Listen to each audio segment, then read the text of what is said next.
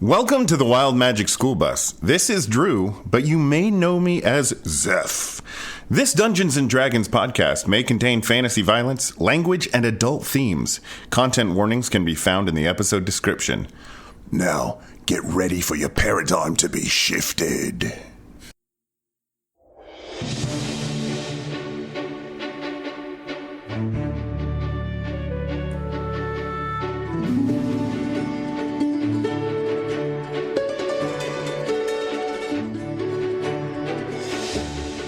You know you're racist if you have Charleston shoes. Yeah. Hello, everybody, and welcome to the Wild Magic School Bus, the most unprofessional D&D podcast you will ever hear. I, of course, am your DM, Calvin Piper, and this pack of paisans play D&D with me. Go ahead and introduce yourselves, guys. Are any of us actually Italian? I am. I'm Italian. Hey, what's your name? Does this answer it? Gabagool. Pasta fazool. Yeah, see, so Drew, you did the hand thing, so Michelle, you're not I Italian. couldn't see it. My name on the MMO I play Final Fantasy is Beef Pastrami. Italian Beef enough. pastrami? Beef Pastrami. Oh, okay, beef. Hi guys, I'm Preston. and I AKA play, beef pastrami. AKA Peepus Buff. And I play Lucius Kane, Azamar Warlock, and he's happy to be here. I am thinking about it. Thank you, Preston. I am Matt. I play TBD, Gem Dragonborn Fighter 4, and if we're saying our food names, I usually go by Asian Zing. Ooh. The Buffalo Wild Wing. Like Very it. good. Like it. Hey, I heard you Now were I a get wild wing. My name is Michelle, and I play Kenneth Quinn. And if we're going for foods, which I think we are, shit on a shingle. Let's go. Is that food? It is food. That's your food nickname? That's your food nickname? Yeah. Shit on a shingle? Yeah, it's not Okay, great. what is it? It's toast and chip beef and gravy. Oh, Is it that's a real burnt thing? toast? Is it Yeah. burnt toast with No. chicken? I thought you were talking about like It's- the thing you get like that leads to Crohn's disease or some shit. Yeah, on a shingle. Step 1. Step 1, get chickenpox. Okay, step 2. Shingles. Listen, no, I'm going to stop the medical misinformation. Stop that. We live in a world where that's a real thing. Yeah, next thing you know, our Spotify's going to get a COVID. Oh my gosh, you'll be right there with Joe Rogan. Fine, my forget I gosh. said anything. I'm changing mine to ham. Thank God. Way to we be love ham. controversial. We love ham. Hello, everybody. This is Drew. I play Zeph, the Gem Dragon, Draconian, and Druid, level 5. Are we 5 now? No, you're 4. What? No, didn't he and I get... Oh. working our Level way. 4. I thought you did last I And think they leveled up last time, yeah. Unless they are 5. I think they are. Oh, good. It might be Yeah, 5 they now. we started the fight at 4. I right? remember. TBD, you were here. Preston saying, "Oh, you get really good stuff at this level." Yeah. Preston that's right. says it at every level. He's Spoiler so alert, optimistic. Matt, you're level 5 now. Even So- though you didn't participate. I don't have a food nickname. Ooh, but I could. Cabbage potato. Yeah, there you go. I just recently got my DNA results back. My DNA ancestry results. This is wild. Let me How Italian are you? Absolutely wild. Not Italian. 98.9% Great Britain and Ireland. No way. That's more than the population that lives there currently. right. Wait, it's actually true. No, yeah. like, Are you direct lineage I'm to the more Queen? UK than the UK. And Damn. the hold on, the only deviation from it, South Germanic. That's where your height comes from. Right. The Huns? No, it's For those of you who don't know, Drew Huff Wait, is that's not the term, is it? 8 foot tall. What was the Gaggle barbarians that took down Rome? Is it not the Huns? It's- Gauls. oh Rome. That was the Germans. Yeah. Yes, they're Germanic tribes. The Gauls? Okay, not the Huns. No, he beat the crap out of the Gauls. The Germanics were the ones that, I don't know. Alright, sorry. The Visigoths. Goths is what you're thinking. Ooh. No, I was Goth in high school. We would never beat them around. I'm Maddie B, and I play Fulgrin, the Dwarven Paladin. I don't really have a food nickname, but if there was one thing that probably described me, it would be bangers and mash. Matty Beef, baby. Oh, Matty Beef! Matty I thought you were Beef, gonna say baby. truffles. Matty Beef, baby. Maddie B, baby. There you go. Matty Beef Baby. He's my son. I'm Beef Pastrami. Matty Beef Baby. Preston is Beef Daddy. Beef Daddy. Beef Baby. Okay, and I am Will. I play Glyph Coldfront Kazidi, and my last name for shoot is Rice, so I will be chicken fried rice. Ooh. With eggs, though. Like, I don't... When people don't, like, put eggs in their chicken fried rice, I get kind of frustrated. There you go. You can also call me Hey, Beef I'm as Poppy. ready to play. Chicken fried rice has entered the party. Well, Bigar, I guess I'll be speaking like this for the rest of the night. They call me Beef Pop. Because I'm Irish.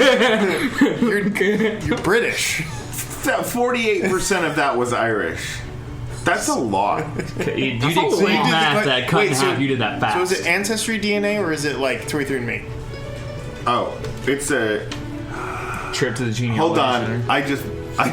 It's... The company is actually out of the UK. Oh. Do you think they might have mixed me up with something? They're trying to repatriate. No, they're trying people. That's to what recruit they're doing. you. Yeah. I'm trying to. We are very low on people here in the UK, so come home. It's a scheme by the...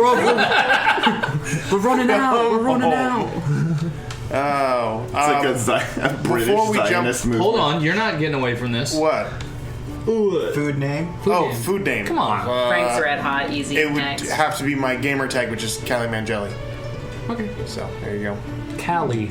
Man jelly? Not. It's no. Callie Mangeli. That's what I heard. Cali Man Jelly. Oh, Not- no. Say it phonetically, guys. Callie Mangel. Bro, isn't Yes. it? Well, Callie what Mangeli. about like Calvin Murray? Like calamari, but it's like Calvin Murray. No, I never thought of that. It was. Callie Man? That's not a thing. No, see, that doesn't make sense. No, it's not Man Jelly. It's not It's that. Callie. What's Underscore. Mangeli? At the time of this recording, just a heads up, everybody, we have reached 2,000 No big deal. downloads. That's There you go. crazy. That's a lot of tolerance. That's a lot of people who have who've Goofed up big time. listened to this. So sponsors, if you want to reach a really specific audience of 2,000, A very specific. But yeah, if you're listening to this and you have been one of the people who've listened to us so far, a big thank you for that, because you know what, 2,000 is kind of a big deal. So I appreciate all that, and let's go ahead and continue generating more downloads by jumping into episode 38 titled Mangeli. of the God Scout Chronicles.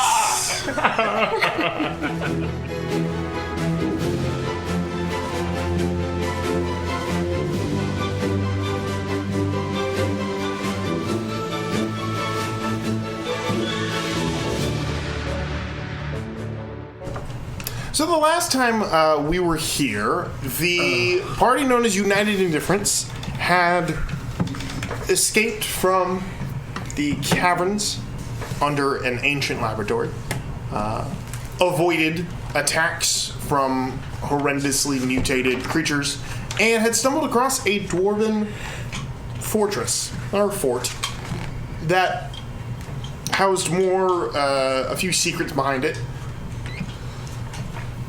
that tied to the paladin known as Thulgrin's story. At this fort, as they were resting and getting ready to head off to new adventures, the party stumbled across a character from Thulgrin's background, a dwarf by the name of Dempsey, who had humiliated members of Thulgrin's family in the past, and Thulgrin decided that now was the time to extract his vengeance upon those wrongdoings. A fight ensued that was supposed to be a 1v1, but turned out to be a 1v6, then turned into 6 and 6. It was a whole thing. Point is that after Dempsey cheated in his 1 versus 1 fight, the party jumped in to Thulgrin's aid and quickly dismantled the band and put Dempsey and his lackeys to shame.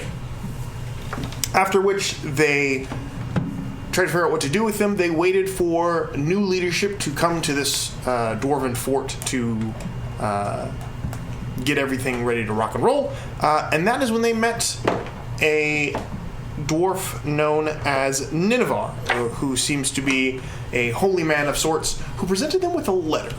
A letter from the king of Hofkus and June, the city of dwarves, that requested by name the adventuring band known as United Indifference to bring Dempsey and his conspirators back to the city to claim a bit of a reward for capturing them. Because it turns out that Dempsey was trying to lead some sort of a mini revolt, I guess? It's kind of unclear at this point.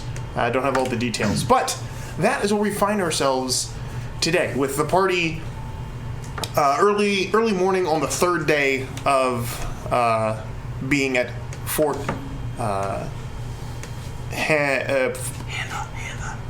thank you. Is it Hanvar? Hanvar? H-A-N-N-V-A-H. Fort Hanover. Hanovar. I don't remember. I don't know why my brain is lagging as much as it is today, but it is. I apologize. Anyhow, so day 3 of being at this fort, you have received the letter instructing you to bring Dempsey and his conspirators back to the city. What do you guys do now? So, do the dwarves have griffins? And if so, can we ride the griffins to the dwarf place? I think that's a big plot device that wasn't utilised in another film, so we'd be wrong to take advantage of it ourselves. What film? What's a film? You know.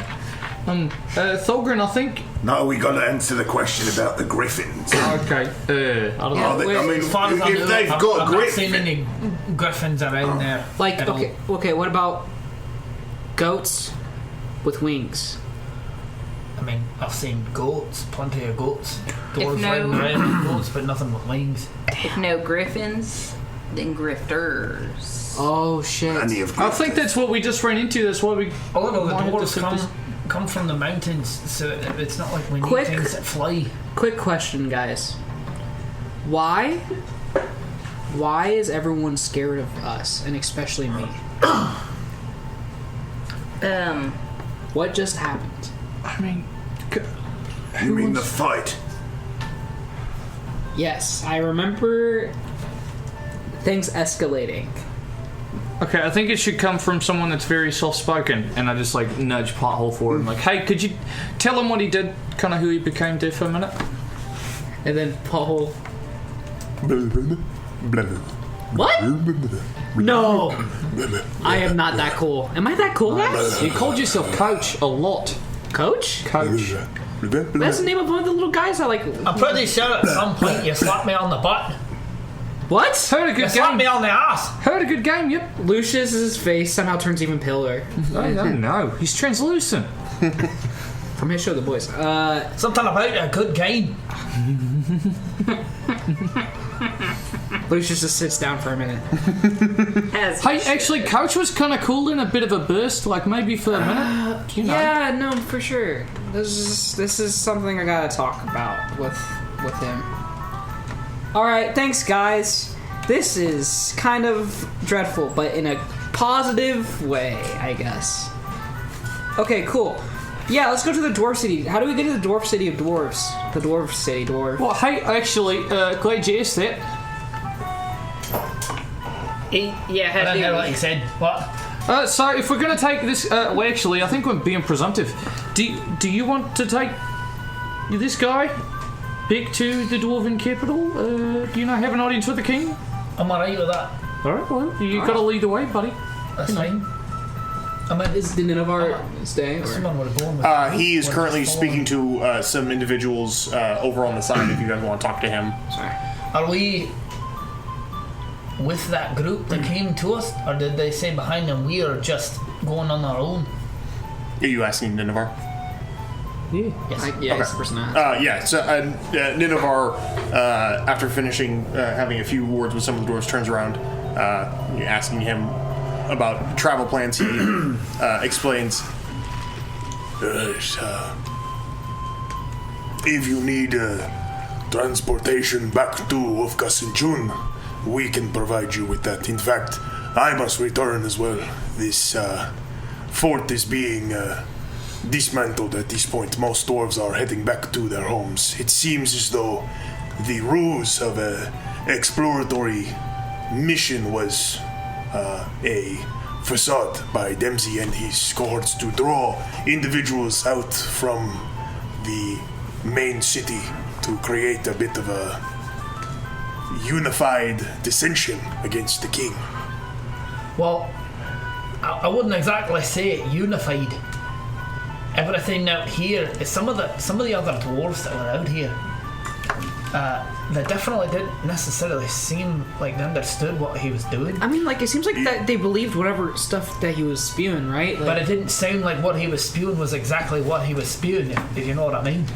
It is true, Dempsey is, well, dwarf by blood, has been trained by certain psychological creatures to infect the minds of beings around him.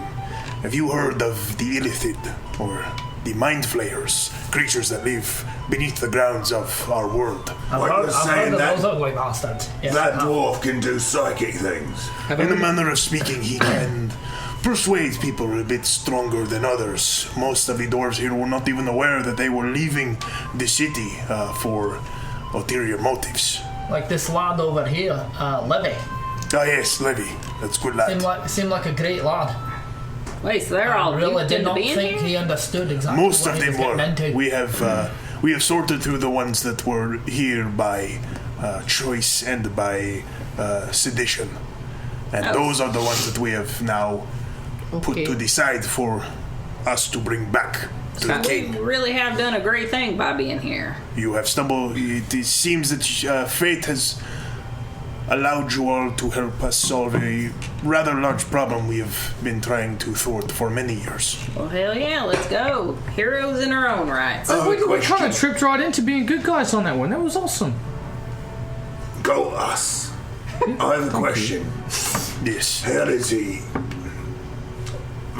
manipulate minds? It is subtle, but it is when he speaks. It seems to have a bit of a He's very charismatic, firstly, but secondly, he seems to have discovered a way to use the magic of the world around him to manipulate his words into sounding and captivating the minds of those around him, which is why now, and he kind of gestures over to where all of the prisoners are being kind of like sat cross-legged on the ground. You can see all of them are chained. They have these like collars around their necks, and their arms are crisscrossed and pulled up near their necks and like handcuffed to those collars. Dempsey, most of all, his collar is much larger and seems to have these runes across it. And it kind of, there's like almost like this heat wave shimmer around his head. And as he's kind of like shrugging every once in a while, like grumbly looking at people, you'll see every once in a while he looks like he's trying to say something, but it doesn't, you can't hear a thing. Good thing I broke his jaw earlier on. It is fortunate, but the words on these bonds will negate any sounds that he tries to utter until we bring him Levy's to the not over there, is So, he? like, all chained up. No, Levy is not. Levy is with many of the other dwarves who are all, at this point, you can see most of the camp has become abandoned. They've pretty much cleared out, and most of the orcs and hobgoblin into humanoids and a good handful of the dwarves, probably about 30 of the dwarves, are all kind of standing there just kind of like looking like bleary-eyed and like deer in headlights looks, seeming just like, what are we doing? But yes, Levy is among those. There's I would say roughly 25 to 30 dwarves who are with Dempsey, and the rest not. So it was almost like a 50-50 split. So okay. Well, lads, it sounds like we're going to be able to go back with him. Hey, Is that what you prefer? Or do you want to try to do this on our own? I kind of would prefer to do it with him. Do what with them? Are we just gonna Go follow back to them? the city. Yeah, I think it's safer in numbers. I agree, yeah. Hey, Ninovar. yes. So, like, I'm not saying do it. I mean, it's just like like, if his problem is talking and saying words, like, could you, like, take, like, never mind. Now, speak your mind. Take his tongue or something. Well, that would be an appropriate response to someone who does something like this. That is for the king's justice to decide. That's pretty metal. I think, it's a good fail-safe. If the collar stops working, we just take his tongue out. Yeah, if I was like a king or like in a situation like this, I'd totally take the guy's tongue. Because he's like spouting lies and stuff. If you have ears, you can stuff something in it. If the collar breaks, and then take his tongue out. Lucius does this really weird thing where he's like the cartilage in his ear isn't like present or something. He just stuffs his entire ear into like just like folds it yeah, into folds his it ear. into his ear. You gotta like jam it in there, man. What are you? I'm Lucius. That's amazing. Thank you. Thank you. That means a lot. So while we are tasked with bringing him back to the king, Tall One, just know that I have been given specific instructions that if he's to attempt to break his bonds, and he kind of like grips the large halberd that he has in his hand a little tighter. I have been given explicit instructions to remove his head promptly. Oh, sir, before we start everything, don't worry, it's gonna be really quick. I have something for you that might be useful for you for interrogating him. I made it myself. Is that so? Yes. And he opens up his bag, digs to the very bottom of it, something that he never thought he was gonna use again. Mm-hmm. He whips out the filter of, like the Sphinx filter or something. It's like... Sphincter filter. No. Hold on. Let me read it. It's like on the bottom of my inventory. Mm-hmm. I'm trying to find it. It's like Sphinx's something. Damn it. Where is it? I have it. Mm-hmm. It's called like Filter of Truth, and it's basically like a truth spell, basically like zone of truth. It's a potion you made. It's a potion I made. Yes. and I'm trying. What a journey that was, Preston. Wait, what? Why? Oh, filter Sphinx truth. Yeah. Foraged in the Emerald Isles to coax the truth out of foes that drink this concoction. Mm-hmm. And when they drink it, they're under the effects of the zone of truth. It doesn't bring up a save. So yeah, very good. I give it to him. He takes it for a second. He kind of holds it. And, you watch as like there's some runes across his bracer that kind of flash for a moment as he holds it. And I see. Very good. You make this yourself. Yeah. I don't know why I turned into that. You made this yourself. Yeah. Well, I have help from friends, but yeah, mostly me. Well, all my friends exist inside my head. Well, besides these guys are great. Very good. Yeah. Now, if you are ready, we will disassemble the camp and make our way to Hofkas in June. This will take probably it will probably take a full weeks of travel. Adventure! We have, given that we are bringing many prisoners with us, this will slow our time significantly. Is there anything on these travels that our group could help you with?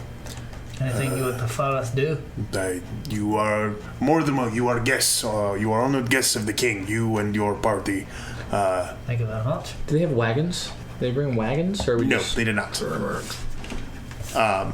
But it's been a long night. Do you at least have something that we can kind of ride on a little bit so we can get a little bit of rest in? I mean, you've been resting for like 2 days now, so I'm with you. Oh yeah, you're right. He doesn't say that.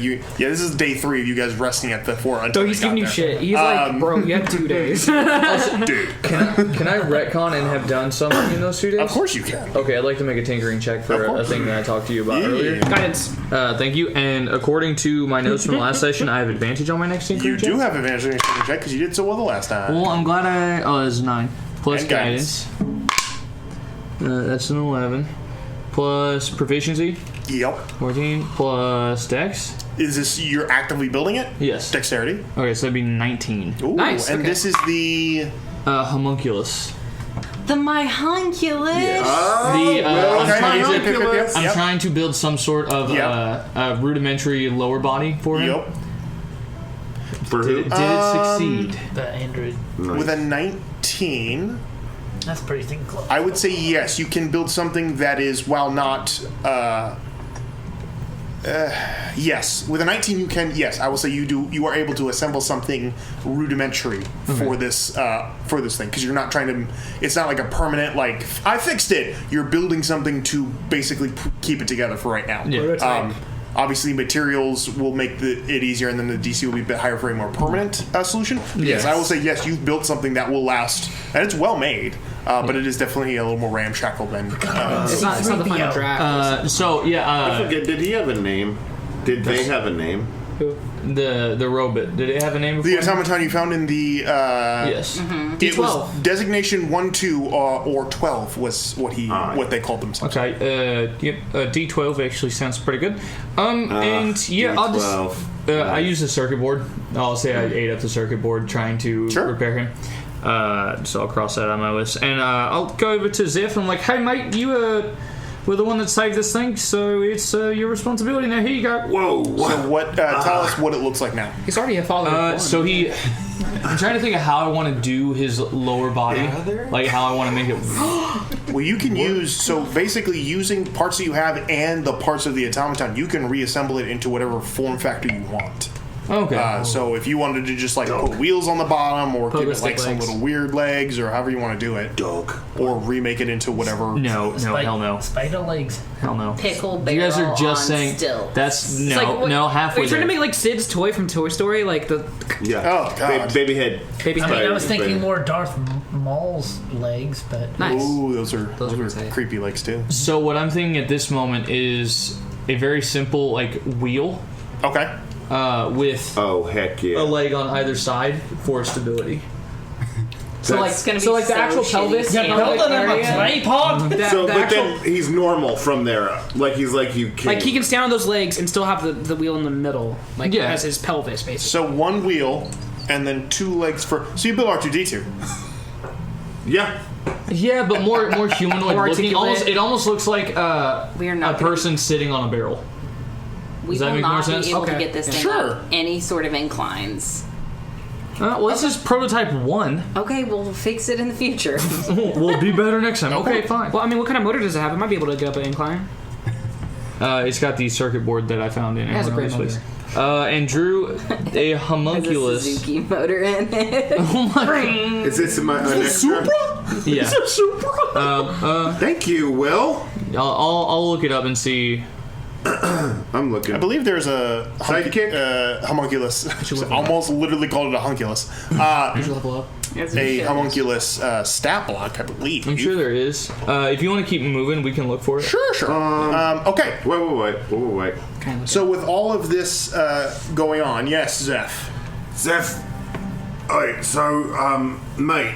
I'm talking to the dude. D12. The dwarf. The dwarf guy.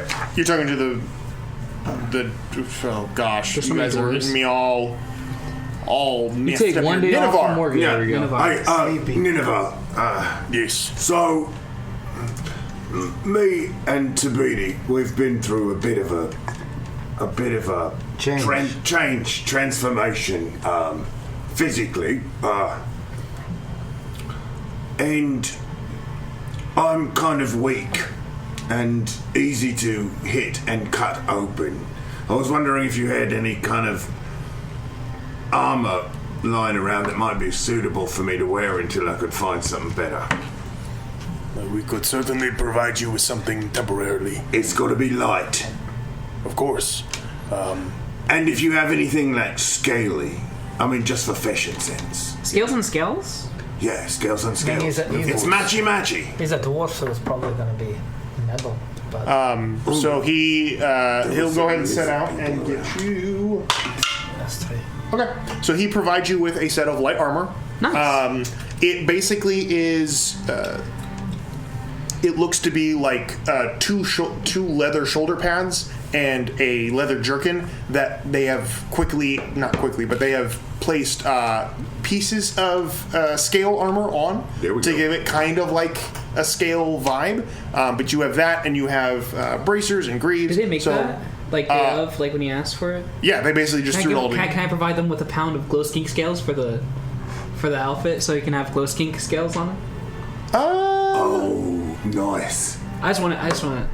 I think I would suggest hanging on to those because this is just kind of they just literally pulled parts of armor off and like restuck them together. But if you want to do that, Nineveh does explain that if you guys have the opportunity, he does not know because he doesn't know what the king plans after you guys arrive.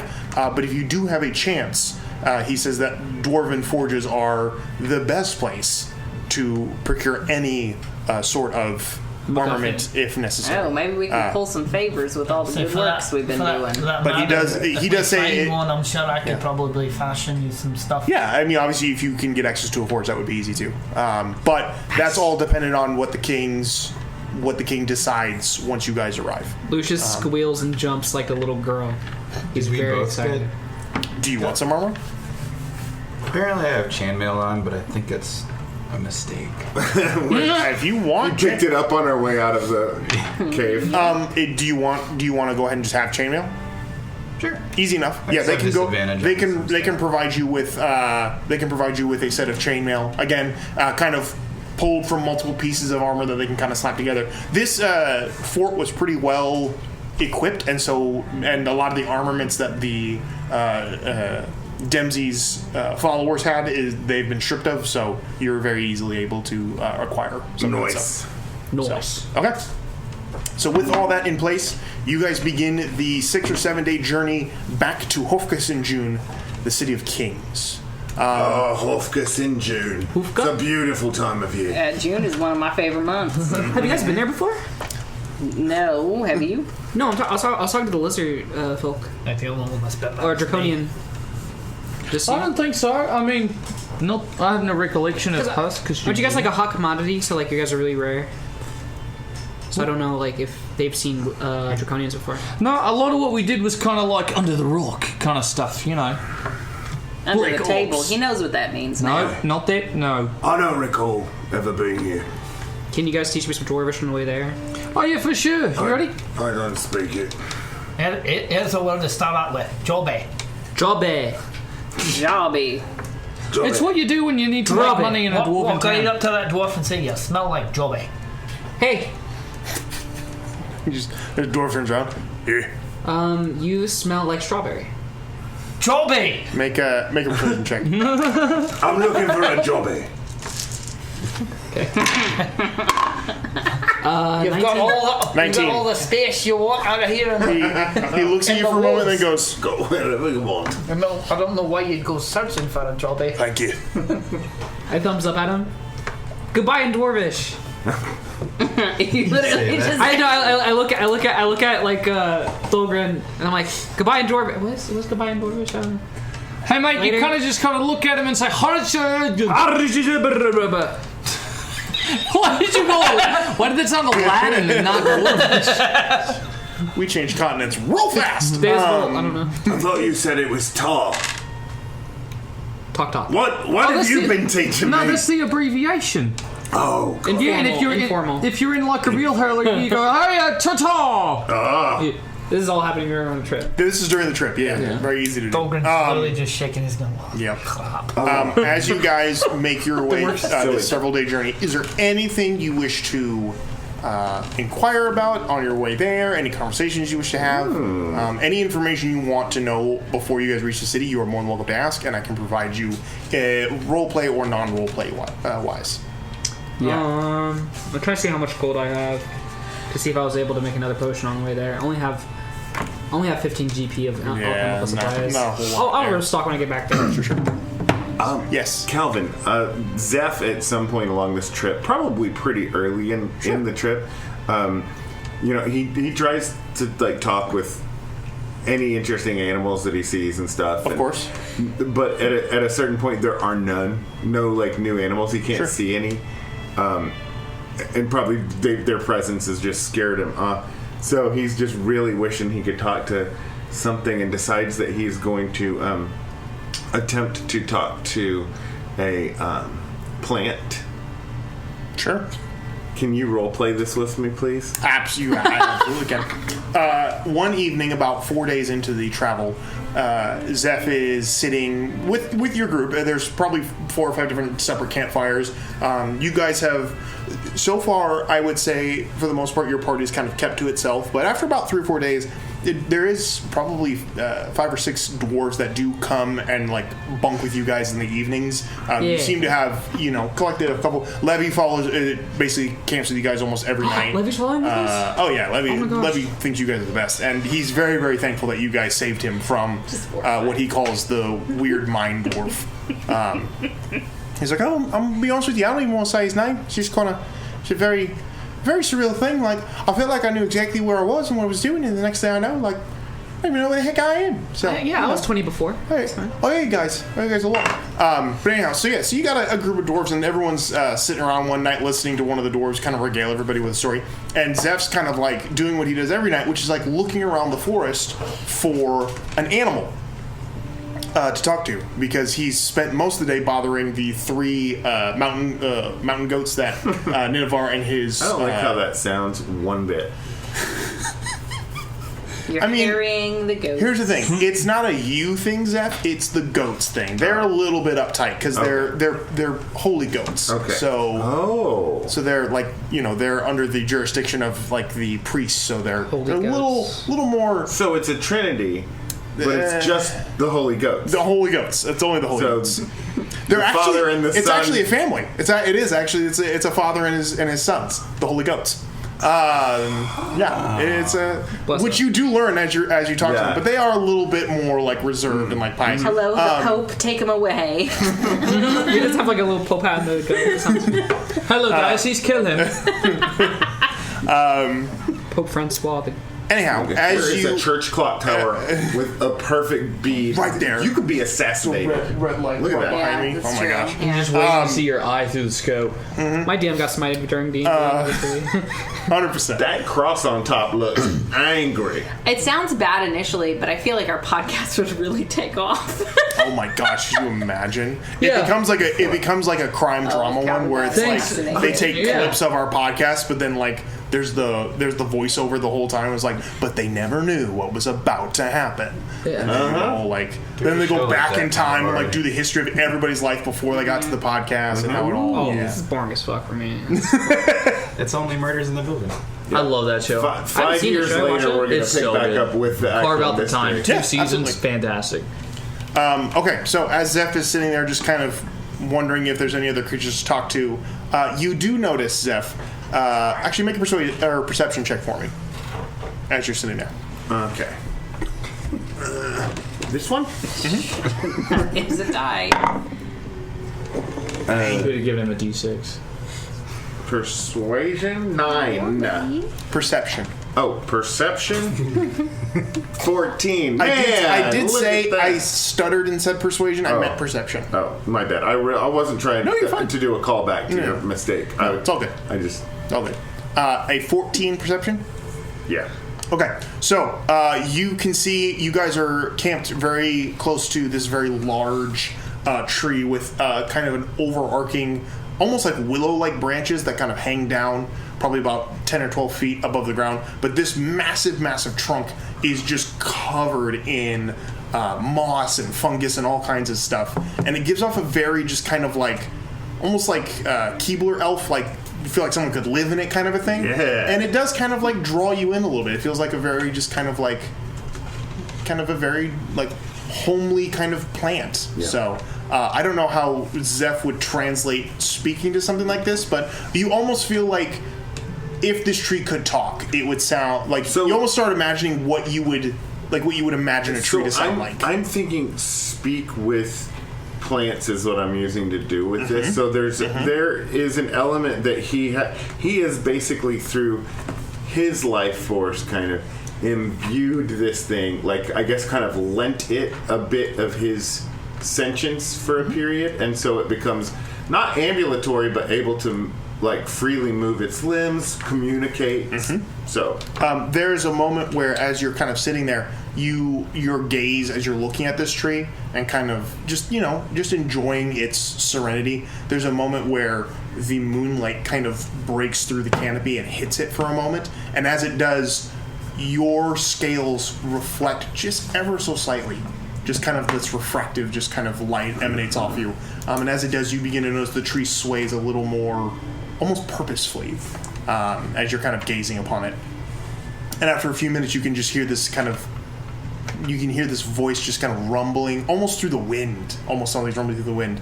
But you see the tree kind of like is swaying back and forth, and then it stops. Almost like and you swear the tree almost like leans in your direction. And you hear this just kind of like on the wind kind of rumble. Is, well, hello. Nice. I was hoping something like that would work. As the rest of you are all like talking at the campfire, you all hear Zeph just start talking, and you all turn around, and he's just looking up at a tree. You honestly, Lucius does the same. Sounds about right. Yeah. I can't judge him. So Hey, Zeph. Well, hold on. What was that, Tabidi? Never mind. Oh, alright. I'm just gonna keep talking to the tree. I figured. Does the tree talk back? Yeah.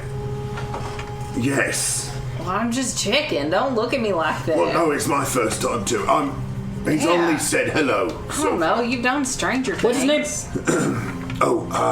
Do you have a name?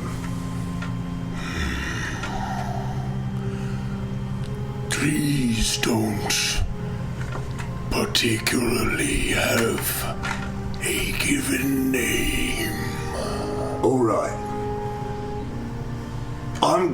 I hear you, but I'm gonna tell them that you said your name was Alan. Don't you think that would be funny? This seems humorous to me. I just realized that I said that out loud and now they know. I'll get him next time. How about Oakley?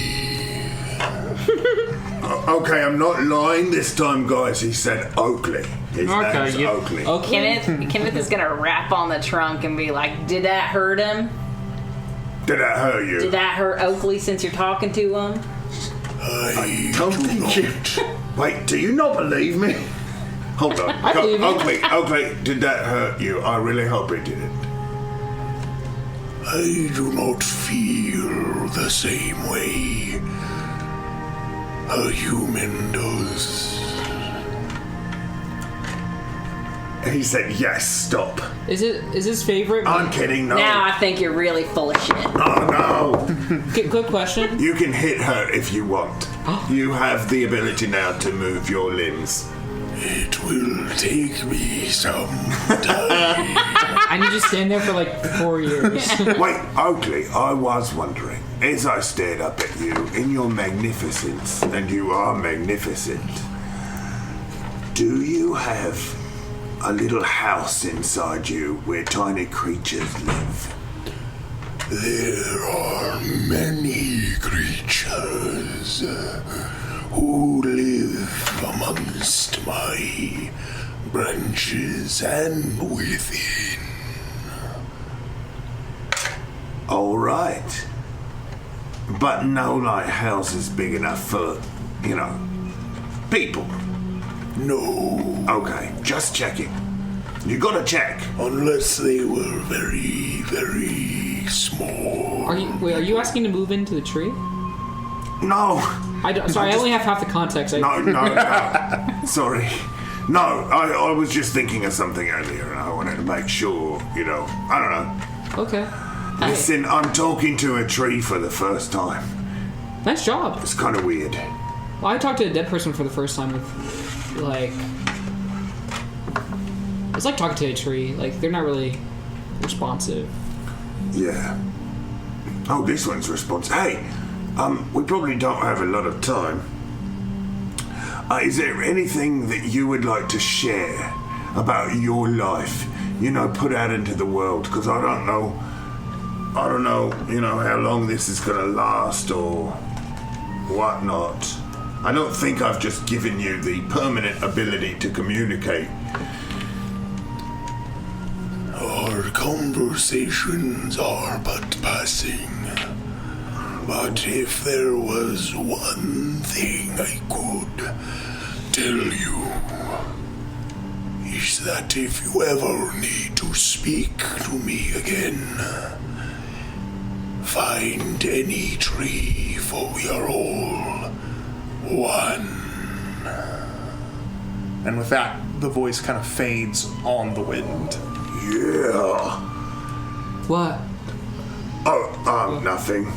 Out of game, I really hope your voice to him sounds like, "Hello, my name is..." Yeah, I totally did. Okay, next You're time going I'll too do fast that. for me, chill. Next time I'll do that. Nice. He levels up from that. Okay. Mm-hmm. So you have now discovered Speak with Plants. Yeah.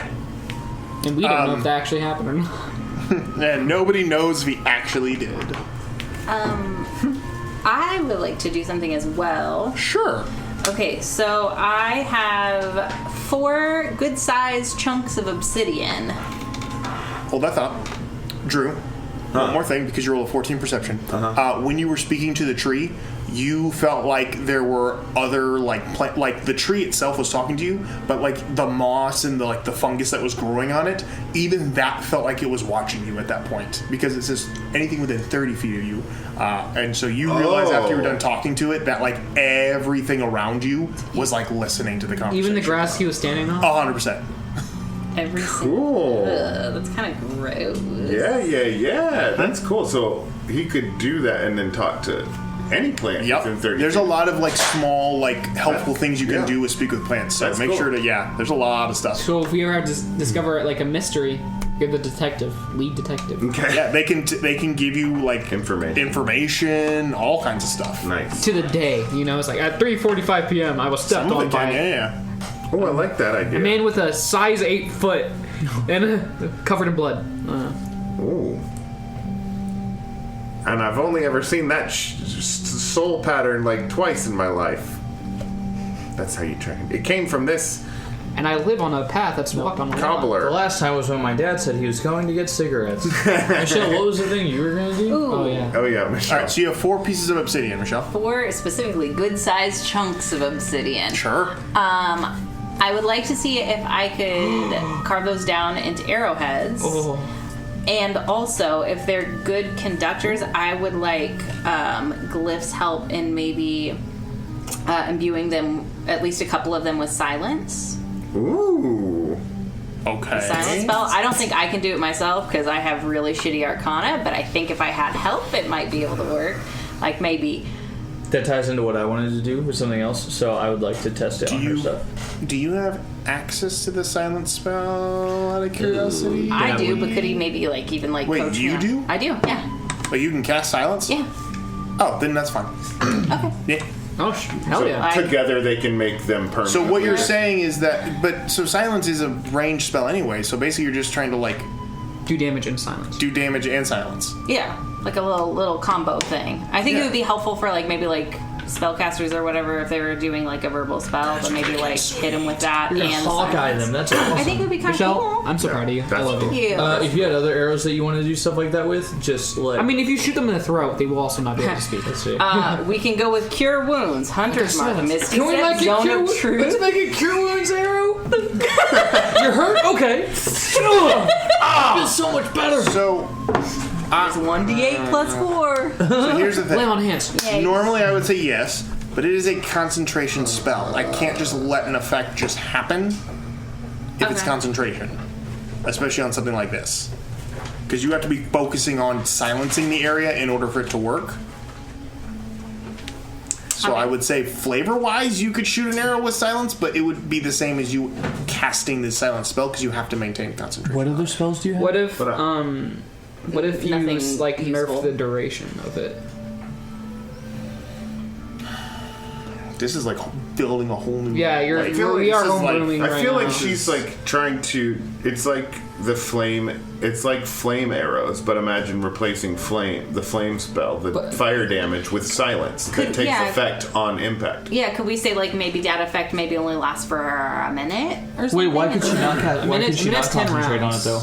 Oh, but because it's the same. So her shooting an arrow would be the exact same as her casting silence. What about- silence? Is what a about to the 120 foot end? spell. Yeah. So you literally just. But I think what she's trying to do shoot the is be arrow. able to cast silence almost as without having to piss an action. yeah. And I'm the using spell slot. arrow a more is casted. expensive arrow to do my damage and cast a spell, and then from then on, you're now concentrating on the spell. Think about that. That would play with Hunter's Mark, Right, though. but she still has to use a spell slot to cast silence. It wouldn't just be you can't just load Yeah, it true. into an arrow and fire it Yeah. because it's a concentration spell. Well, does anybody have anything useful? Like instant effect Sure. stuff you can do, but concentration is a little bit That's more. the only thing that I think I have have that some I think teeth. would Right. actually be useful. And the problem with range is that most of your arrow spells are concentration because they're Sure. up. They're multiple duration type stuff. Yeah, Hunter's Mark is your god mode spell. And Yeah. I'll see if I can. Do you have a bayonet on your gun? No, I've got a scimitar. can you like put like I have a 4-fingered hand? Can you make it into a fist and you can punch people with your gun? No. Okay, I was just trying to. No, I don't want to put something on the end of the gun. Hold on. I'm just looking for an additional spell or something that could be. Could I try and put a spell into an arrowhead? You 100% could. Depends on the spell, but yeah. You are artificer. Yeah. You are. That is literally your what thing. you do. Yeah. Here we go. But if you want to, so I will say this. Kenneth. Go ahead and make a First roll. I'm gonna make it an Arcana check for me. Okay. Make an Arcana check. Oh.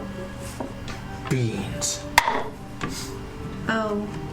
Well, I do have inspiration from 2. Sure. Yep, you do. You do. Straight 12.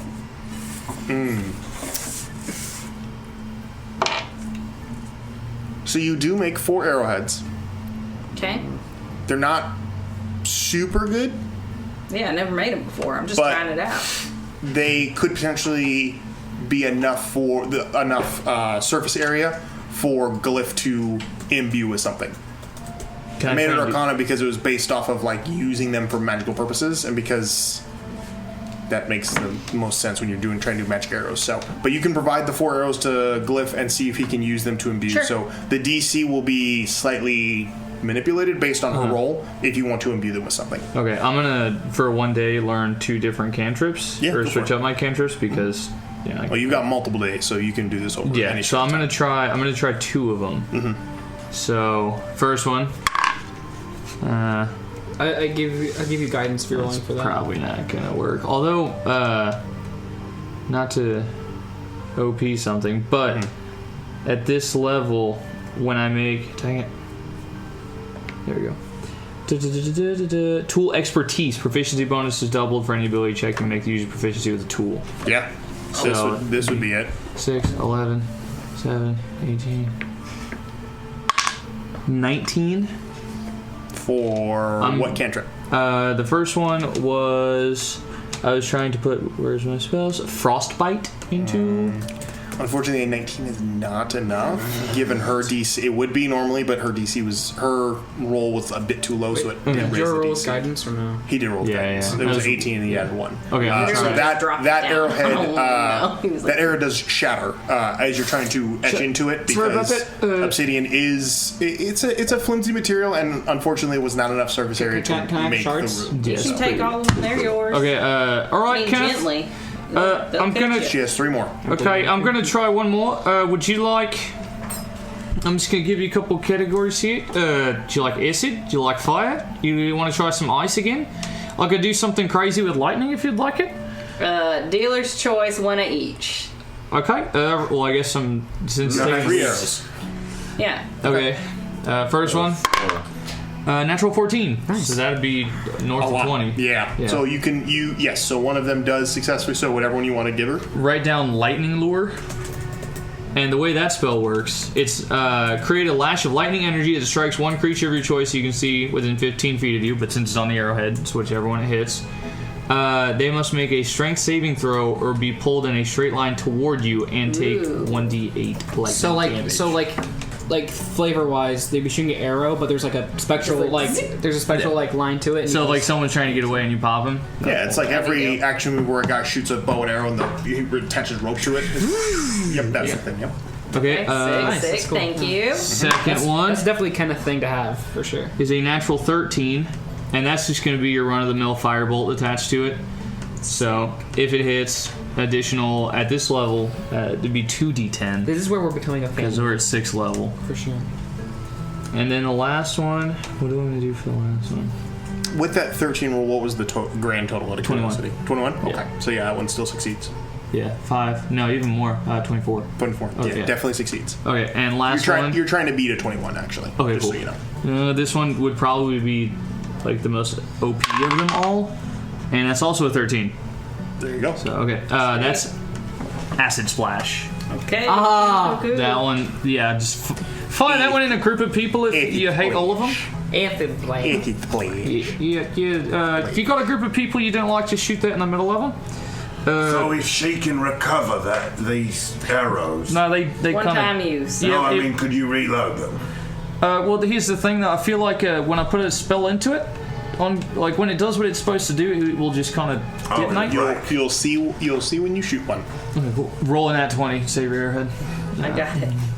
And the only other thing I wanted to do... Yep. Just notes. Just keep taking more notes. But I did want to talk to Thulgrin one night. Like, hey, mate, I had an idea based off of kind of what we saw happen the other day when we put TBD and Zeph in their new bodies. If you'd like, I'd be willing to take a little bit of time tonight. If you'd like to kind of explain how your whole belief system and your deity kind of works to me. I'd like to take your giant weapon you got there. What kind of weapon is yours? Hammer? Hammer. Okay. If you'd like, I could take, similar to what I've been doing with Kenneth and kind of just inscribe it a bit. Put a little bit of the flavour that me and Zeph learned into it. Maybe make it a little bit stronger, strengthen your body with your god. What's your favourite flavour of Mangello? Oh, man. Key lime guy is really good. Oh my gosh. Yeah, that's a fucking inspiration, dude. It has to be. That has to be inspiration for that one. Did you just have that one in the barrel? I tried to think of one really fast. You did it. Good job. Good job. All right, that's it for tonight. Bye. See you guys next week. See you guys next week. Goodbye. Do you want to make him roll and then I'll roll in response to that? Okay, sure. So basically what I'm wanting to do is, you know how we walk me through the mechanics. We had them talk about, or everyone talked about what they thought about Zeph and Tabidi, and I inscribed that into the crystal, and then we put that into their bodies. Yeah. I would like to do something similar with his weapon, because I'm severely flavoring Radiant Weapon, which is an artificer infusion. Absolutely. But I want to, actually roll for it and see if it works well. Yeah. So. Yeah, I like it. Okay, so I would say he needs to roll a religion check to kind of give you some details on that. So, yeah, because being that his deity is going to be the Allhammer, and because dwarves make all their stuff and it's kind of a big thing, I also want to make sure that I'm not hindering anything. As far as your relationship, what are you talking about? So the Allhammer has the power to imbue for sure hammers and things like that, like Fulgrin's hammer. Mm-hmm. So I don't want to necessarily have something imbued into the hammer that could potentially hinder me later on down the road. Or if it's like a dwarven thing, like dwarves only use dwarven forged things and stuff like that. I don't know. That's entirely up to you. We'll play that conversation, baby. The Allhammer, I will say for you, just for your sake of your benefit, the Allhammer is the patron of creation. So it's not necessarily he's just all about hammers, because that's a little on the nose. But dwarves follow him specifically because he enjoys those who live to build, to design, to create something out of nothing, or something out of something kind of stuff. So that's kind of his vibe. So I think if you wanted to take your hammer and make something else out of it, I think that's right in line with what the Allhammer would have you do. I just think your kind of alignment would kind of vary based on what your oath is and where that kind of drives you based on what I believe your oath is the Oath of Vengeance, right? Oath of Vengeance. Right. So basically, you would just be kind of following the Allhammer in the idea of bringing justice to those who tear things down, whether physically or like in any other sense of the word. People who tear things down, your desire is to bring vengeance upon those in order to build back, the way things were, or restore, that kind of a vibe is what you're saying. It's not just you being vengeful all the time. So, but based on your deity and that oath, that's kind of the vibe that you get. So yeah, if you want him to help you work with something, that's fine with me if it's all right with you. All right, so I'd appreciate it. Yeah, for sure. I'm just going to take a little bit. I'm going to do a couple things. Yeah, I would say go ahead and roll a religion check for me, Fulgrin, to kind of help him with his DC here. No pressure. Nat 20. Oh. So it succeeds. Okay. Because based on the new, I'm using playtest rules, it's automatic success. I'm You don't have to gonna roll 2 just for shits. Yeah. Okay. Yeah, I'll roll and then I'll explain. Oh, dang it. Close. What is it with me and my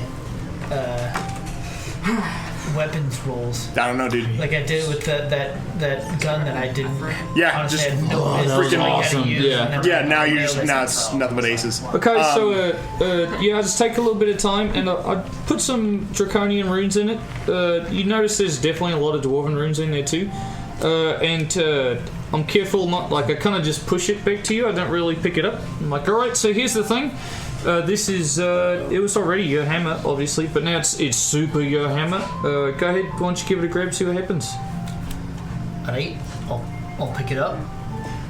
So, this magic weapon grants a +1 bonus to attack and damage rolls. While holding it, the wielder can also take a bonus action to shed bright light in a 30-foot radius and dim light for an additional 30 feet.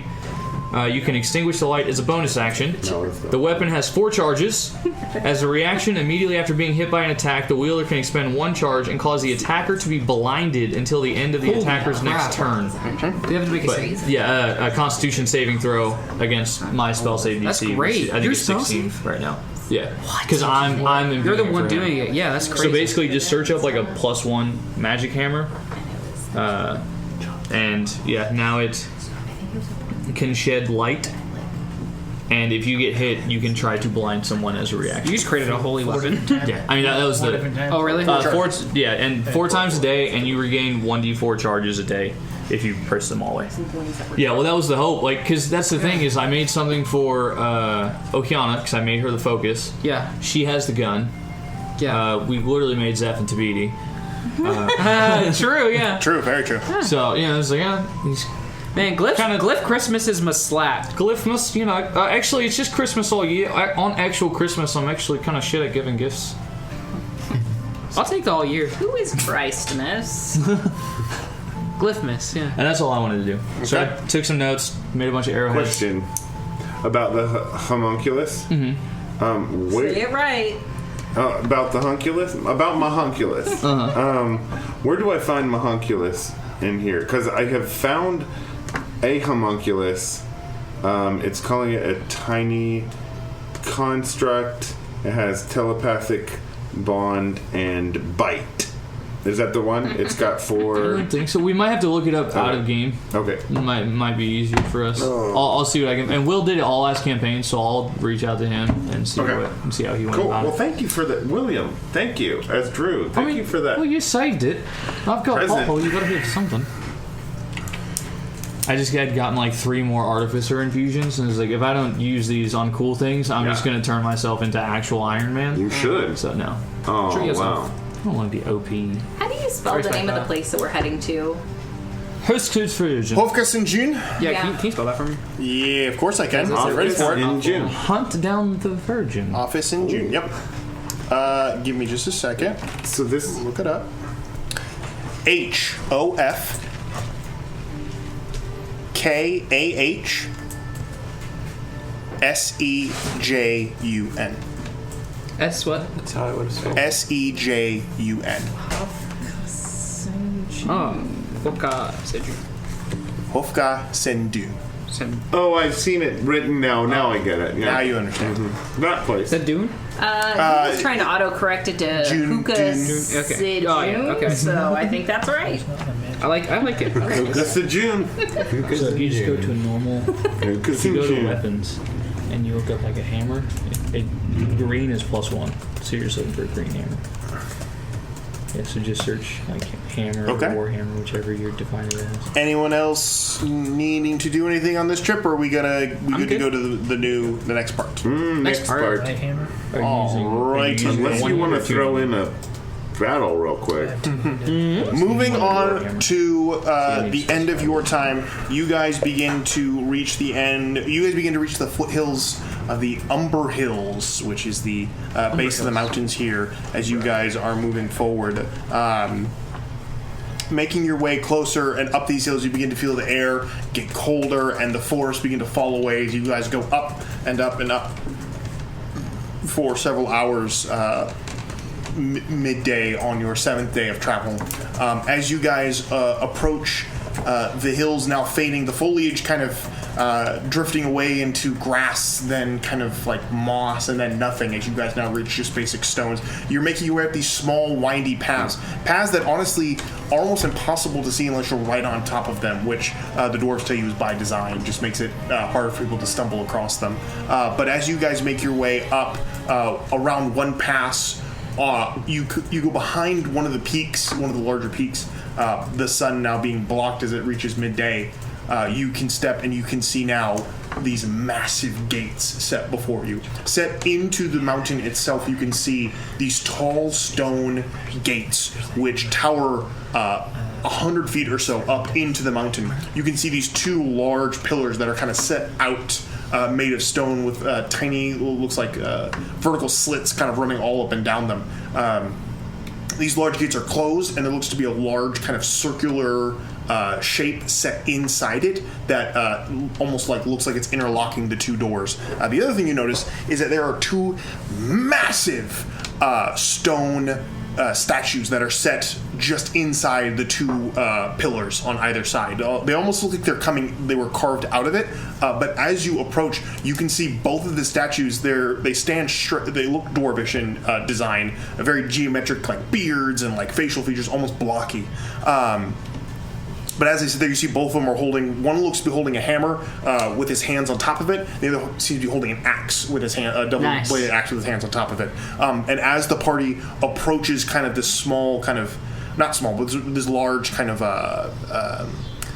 dais, I guess would be a word for it, where the path now leads up to this open area. You watch as both of the statues, you hear this, as both of the statues kind of stamp their weapons into the ground, and both of the heads turn and face you as you all approach.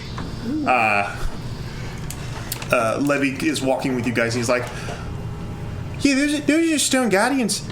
They protect the gates. This is the stone gate. They protect it and make sure that nobody who isn't supposed to come in can come in.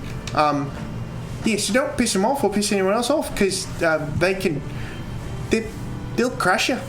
Pretty hard, actually. I mean, we know the dangers of golems, I think. Yeah, how do they differentiate? Just out of curiosity. It's the thing, we don't know. It's a secret kept by the king and his council. It's those of just hearts. Yeah, so like you just hear Glyph just, okay, good notes. I mean, we're not allowed to know, because that would lead to like manipulation and such. So it's pretty close secret. But yeah, you did. I've seen them beat the crap out of everything. So who does it keep out? Yeah, like non-dwarves or. I mean, these like there's like anybody who the dwarves don't want to come in. All the, and so I will retcon here real quick. So basically, as you guys have been traveling, I'm going to assume the question has come up at some point of how dwarves view other people. Yes. And on this side of the border, what you will find, thank you. That was TBD's contribution. That was TBD's contribution. But I will just put this out there so that there's not like confusion here. In Crocodile, there is the dwarves who live in Hofkas and June, but there are, according to the dwarves, there are many other cultures that live out in this continent. There are humans that live in the Dune coast. Many humanoids who live out in the Dune coast who have nothing to do with the Brasslands. There are the orc tribes that live lower down towards the Black Sea. And then there's also like other stone and like mountain-esque individuals. There's halflings and gnomes of the like. Some of them even live in and around the city itself. You find that over on this side of the border, there is much less like discrepancy between who can be here and who can't. It seems as though the Brasslands is much more stingent on who they allow in their borders versus this side of the continent, which is much more like. I was going here expecting the opposite. People just, they're just here. So the dwarves definitely have a kind of a standoff between the Brasslands. Yeah, of course, humans, that makes sense. But everyone else, they're pretty chill. If humans from the Dune Coast came over, humans from the Dune Coast are more than welcome to. And they've traded with them before. Location, baby. Yeah, it's all kinds of, there are even dwarves that have traveled across the Black Sea, all the way up to Udal and even to the Emerald Isles. Have I met dwarves in Udal? You have, yeah. You've Nice. definitely seen dwarves in Udall. Yeah, it's just this one central location that seems to have the more like if you come out this closed-off gate, mindsets. there might be problems. Yes, but no. So dwarves are much more kind of lenient on that. It's Brassland citizens that are a bit more That's super looked upon. understandable. Yeah. But no, dwarves do definitely have enemies here on this side. They've fought many battles around here. Their most recent one was obviously with the Brasslands, but on this side here, they're pretty chill. But yeah, they do have people they need to keep out. There are definitely the tropey goblin hordes Can't and wait to run into all of those guys who seem to pop up every now and again. But for the most part, there's a healthy respect for the peoples that live all throughout here. So. Yeah, and there are several. They do mention Levy does mention several other places in Crocodar that that people have lived in. He talks about the Rinfall Grotto, which is like another mountain range, much further to the east. That is mainly none have really been, but they're supposed to be a peoples that live up near the top of those mountains, like up in the clouds kind of vibe. There is Port Drakkar, which is obviously kind of like the big hub of trade that comes in through Crocodar, and there are many. They say he tells you that Port Drakkar is probably, if you really want to see some like crazy stuff, Port Drakkar is where you're going to go, because that's where all of these people from many nations do come if they want to not necessarily bypass the Brasslands, but this has become the new main port now that the Brasslands has taken over the Copper Cove, which used to be kind of the big port trade for other non-Brasslandian cities. But nevertheless, that's kind of the vibe you get here. So that way, there's no confusion on like dwarves are super like racist. Like no, they're not, but they are very, very suspicious of Brasslands individuals with good reason. So there you go. The more you know. Makes sense. So, asked all those questions. what's that? I'm glad I asked all those questions. Very glad that TBD asked all those questions. But anyhow, as you guys approach the stone gates, you can see the massive guardians recognize you as you guys approach, and you guys meet in this this very large kind of open flat space right before the gates.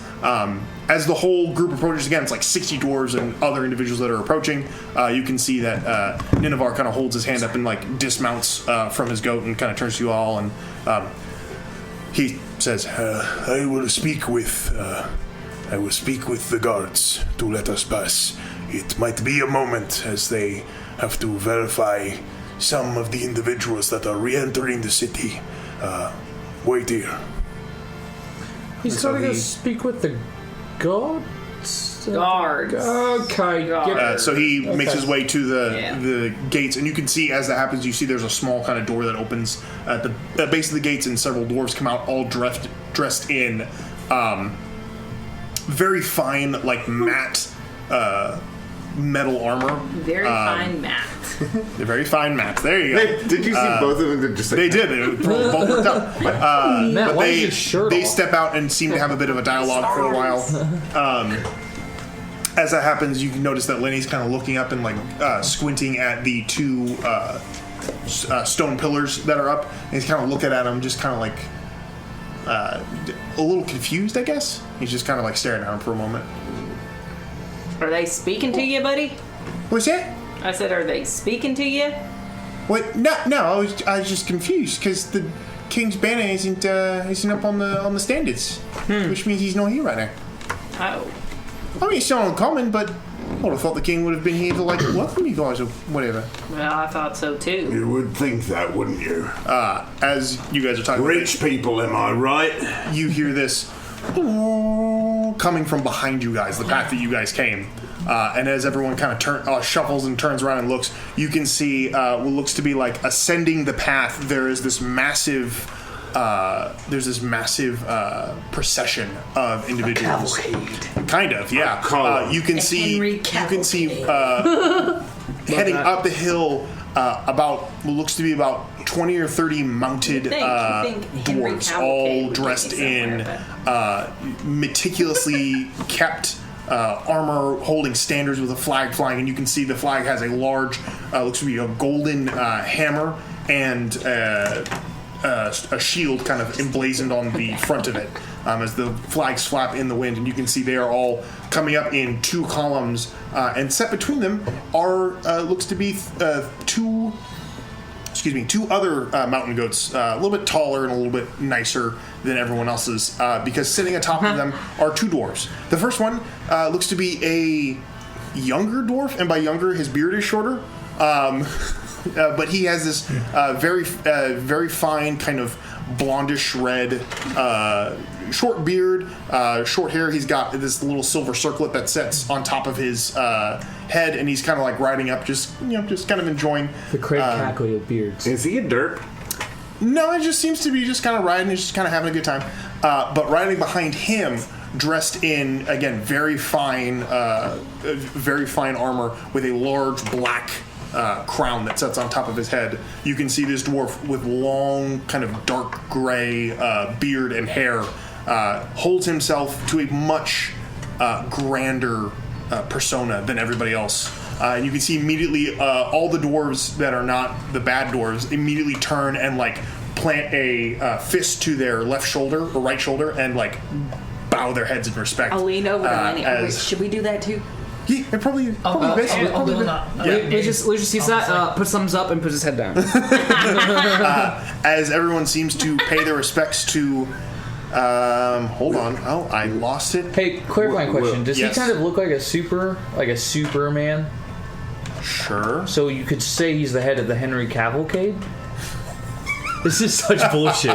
This is such bullshit. Oh my god. That's pretty good. She said that 2 minutes ago. Yeah. And got no inspiration. We already gave her the inspiration. Yeah, we did give her inspiration. You can't give her. It's my job to give inspiration on stuff like You this. failed. Yeah. How did I fail? I'm sitting here trying to describe a scene to you guys. And she's talking. She hit that joke right on the screws. Spitting out gems. Henry Cavill did. To be fair. If you're talking as loud as Matt is, no wonder I couldn't hear you. Oh, so it's my fault? I think everybody else heard. I'm on your side now, Calvin, because I remembered you're the DM. Yeah, thank you. Oh. No, No, that's fine. No, that's a joke. Oh, Drew's a coward. Kidding. Listen, I'm getting. Yeah, why don't you put your balls in a different bag? Well, your goats are really nice. I'm just infiltrating. This is where I end the podcast again. As the procession makes its way up, you see that it stops, and the 2 dwarves that are being surrounded by the King's Guard immediately stop and look at you all. I think Zeth and Glyph are both like doing whatever Draconians do to salute. All right, we'll hit me with Tails it, up in the improv air. king. Yes, and. Yeah, I don't know. I can't. I don't. No, I was handing that off to you. No, Mike, it's you. You came. What are they doing? Tails up. We'll get back to that. Oh, tails up. No, wait. We'll link it to the sun.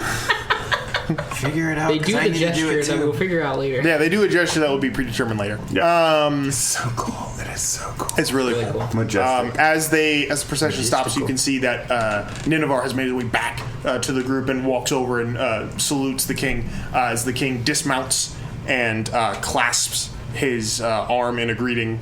And Nineveh turns around and gestures to you all and goes, United in difference, please come. Meet the Lord of Stone, Greymar Dawnbringer. My jaw is to the floor. Oh yeah. What's his name? I'm sorry, Dawnbringer? Greymar Dawnbringer. Now that's a name. As the king kind of looks at you all. Hello. Welcome. I never met a king before. Nobody's used her name before. This is the first time we've actually ever been called this. Really cool. Of Kassenjun. It's good branding, right? The Lord, I am the King Greymar, and you are united in difference, yes. It sounds cooler every time he says it. It gets more cool. I have heard many fascinating things about you. More appropriately, that you have done something which many of my people have failed to do, which is bring Dempsey, a traitor amongst our people to justice. Traitor indeed. Thorgrim. Pleasure to meet you. It's a pleasure to meet you too. Again, I do the little. So he nods. Please, this is my son, Rogath, Prince of Stone. As he sits down, he's, hi. Hey, what's up? How old is this kid? Do you ask that? No, but like just based on like looking at him, like roughly how old is Make a perception. Make an insight check. Can I make a medicine check? Yeah, make a medicine check. Oh, I don't like what that implies. What? I don't know what it An is. exam. 17. 17. Oh, that's a nat 19 plus 4, so 23. He know looks his like he birthday. should be in his mid 30s, but he does not act like it. He is 9. So, Drew, You also kind of get that vibe of like he looks like, but it's hard to tell because the age, like It doesn't matter the age for- thing of a dwarf versus a humanoid. It's very hard to distinguish. You'd have to ask to know. But yeah, with a 23, it's like he looks like He's any mature. like 30-year-old guy you'd meet on the street, but like doesn't act like it. Can I whisper to Thulgrin, like, how old is that man-child? Whoa, you cannot say that. I don't know sign here. To be honest with you, I'm not really sure. I'm God kind of damn it. confused myself. Fulgrin, you know that this prince probably hasn't seen more than in human years, more than like 18 winters, but that puts him at still like just a little dwarf baby because you guys live for like 400 winters. So I like the thought that like their childhood and adolescence is extended. well, yeah. Sometimes. Even their like actual physical mental development. Puberty is 30 years long. Apparently, dark elves don't mature until they're 23 or some shit. Mm-hmm. Like from the Dritz books. Humans don't until they're 27 at the earliest. That's all I'm saying. I'm That's when 30. their little amygdalas are set. I got Weird amygdalas. But as Mention my amygdalas again. as Rogath kind of like waves to you guys, I don't even have one of those. the king continues. He kind of looks over at Dempsey. He's like, I am grateful that you brought him to me. We have spent many years trying to crush this little rebellion that has infiltrated my fair city. But I have you to thank, for you were the ones that apprehended him, you and your paladin companion. Yep. Now, do you need the instructions for this one? Don't let him talk. We are aware. We are okay. aware of his abilities. Got it. Didn't want to be responsible for that mistake. I mean, like, I already brought it up earlier, like a week ago, and I guess it was kind of weird, but I was like, you could cut off his tongue or something if, like, it was a problem or something. Yes. That's a last-cease effort. Justice will be brought to his, him and his own, but that is, you should not worry about that. We should be celebrating. You should come into the city. We should hold this official. Oh no, they're totally worried about this. Actually, you could nail his tongue There to you the go. roof of his mouth. Oh, that's crazy. That's horrible. Lucius, can you What? make a perception check for me? Perception? Damn. 8. 8? Yeah. Alright. I'm imagining it in my brain right now. As you guys are talking, the king is like waving to the gates to signal them open. You hear like a deep rumble as the gates. You see the circle begins to turn and like starts to open. As that rumble happens, I'm trying to think. Let's get Have a good passive to perception. rumble. Kenneth, Yeah, yes, sir. What's happening? What's happening? they're to making Drew? jokes over there. Never mind, you don't notice. No, yes, I do. Yes, I do. Okay, I'm paying attention. God. Make a perception check. Drucifer was doing awful things over here. When does he not do awful things? Yeah, you do. 19. 19? There is a shadow. The sun is behind the mountain, so it's like shadowed everywhere. But there's like another shadow that like crests over the top of the mountain for a moment. and then disappears kind of in the dark in the shadow. Big or small? I mean, small from this angle, but... Oh. Are there, normally, I'll ask, like, are there, like, Who creatures? do you ask? Just any and every dwarf around me. Hey, you know what the hell is Hello! Hey, you're short in stature. Hello there! Hello! Hey, dwarfs! Are there usually creatures that reside up in them there hills? You're just asking a random dwarf? I'll just ask it. Well, of course there's creatures that reside up in those hills. Okay, I just saw a shadow. Is that normal? Maybe. It depends on how big the shadow was. Was it flying? Was it crawling? It could be anything. A large lizard, a stone giant, an ogre, a rock.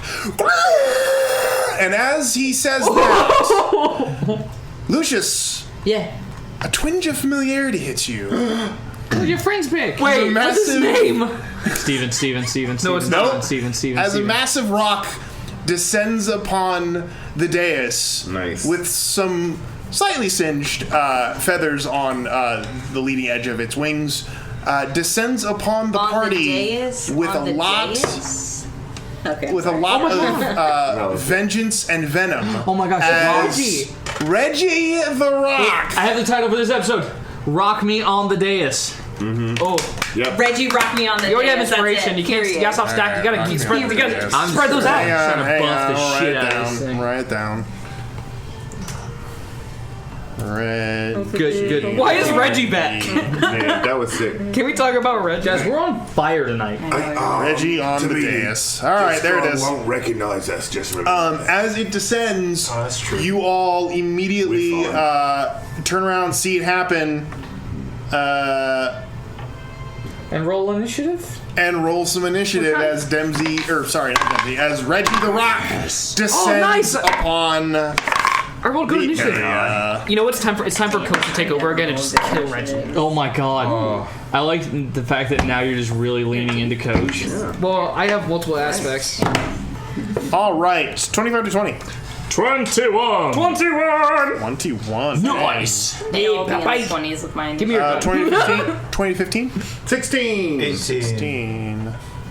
18. This is just like Atticus when we played that mind game. What's that? When we played the card game. Mm-hmm. Oh. You know, he said 16, 18. Like, didn't you say before 16? Okay, Kenneth? 9. Fulgrim? 16. 16, thank you. Okay. So, top of the round, Glyph, you are up with Lucius on deck. Right, it's pretty close to us. Oh, it's rapidly descending upon. He's so pissed. It's like gliding, basically skimming the top of the mountain as it's coming straight down towards everybody. Okay, well, that changes things a little bit. I thought he was already on the dais. He's close. On the dais, Do you have a range thing you want to try and hit him with? I was going to try and do something in melee. Oh, in melee? Yeah, he's not there yet. Okay. Then I'll just... He would be, but Michelle caught him before, or Kenneth saw him before that. Okay. Well, that's fine. I'm just going to pull out my pistol and just going to do something a little different that I actually learned over the last week. Sure. A little bit of frost forms on the barrel, and I'm going to cast Frostbite. So, Constitution saving throw, Reginald. Disadvantage, because I said so. Yep. Because you said so. You going to roll to hit, or told me just... No, it's just a save. It's no damage. You told me Lucius is not a bard. What the hell? A Constitution saving throw is... Hold on. 23. Damn. He's so hearty. Con as well, he takes nunsy of the damage. All right. So what airship did we find Reggie in first? Like, what were we doing? I can't remember. Oh wait, I had the page open. What the hell, Preston? But as wow, it just opens up to it. Crazy. Bonus action. There's nothing really I can do. Can I have Pothole hold his? Yeah. Okay. If it comes within melee of he and I, he's just gonna punch it really hard. Yes, sir. Nailed it. Easy to do. All right, Lucius, you're up. I wasn't expecting this. I was excited to see it. I should have taken a lot longer. I'm gonna do Form of Dread. I see Reggie in the sky, my jaw just drops. And then keeps dropping. And then keeps dropping, and then you hear all the air leaves my lungs, and as soon as it hits the actual air in front of me, it turns into smoky, inky blackness and puts me in a Form of Dread. Form of Dread. Wait, why am I rolling D20? What the hell? Okay. D10. I'd like to roll, man. 6 plus 6. That's 12. Nice. Temp HP, baby! Nice. I'm level 6 now, motherfucker, so I can actually do stuff. All right. I hope you would. Lucius is very, very scared. Well, why not? I'm just gonna shoot him. Yeah, go for it. I'm trying to decide whether or not Coach comes out. I'm gonna make a wisdom save. All right. Oh my gosh, does Lucius Coach come out when you fail? I'm just deciding it. It's just Coach takes over when you fail. You see, Lucius's right hand becomes like very what's it called? Vascular. And holds out, and Lucius is like, "What the hell?" And then the coffin opens up and puts a spectral firearm in there. Oh my god! And you see, like, Lucius is like very like confused as both of his arms go like by itself and aims at this creature. Alice will take 2 attacks against it. Okay. 2 Eldritch Blasts. You won't do it. Oh wow. Oh whatever. 14 plus 8. Hits. 22. I'm gonna roll for the second attack. Okay. Or natural 20 because I'm feeling it. Okay. Called it. 20. 20 hits. Nice. Okay, so that is a D. Eldritch Blast. A D10. D10. D10. 2D. And I get 2 D10 because my form. Hiya. 6 points of force damage, 3 points of necrotic. Yep. I need to make a wisdom save. You do? Reggie needs to because that would be a 22. 22? Oh, he's So got wise. buffs. He's gotten wiser since last time we fought. Yeah, and then second attack, that is 10 necrotic damage and 2 force damage. Nice. And then he has to make another save.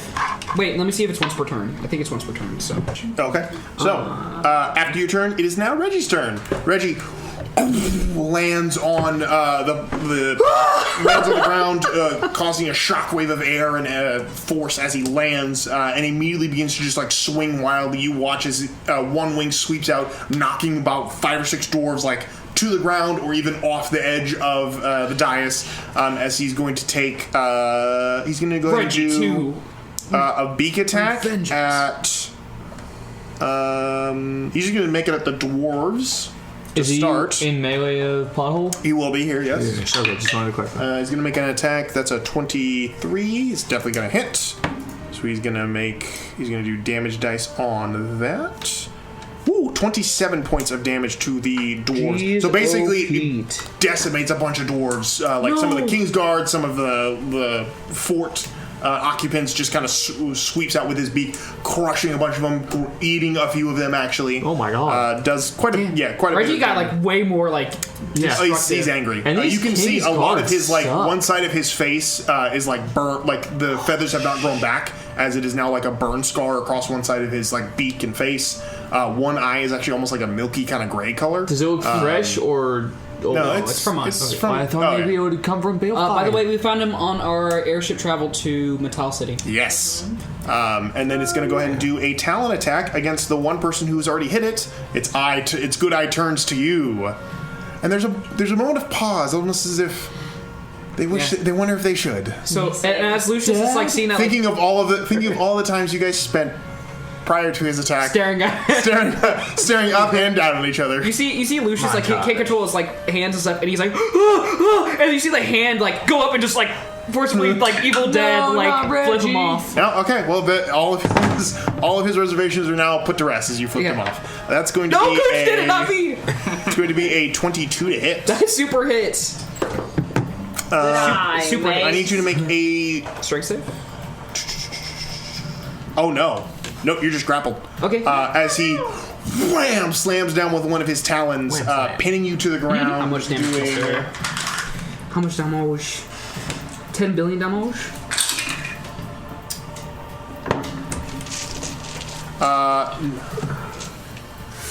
13 points of slashing damage. Instantly through my form of dread. And just slams you onto the ground. His talons now, one of his talons piercing through your torso in and pinning you to the ground. leaving you there.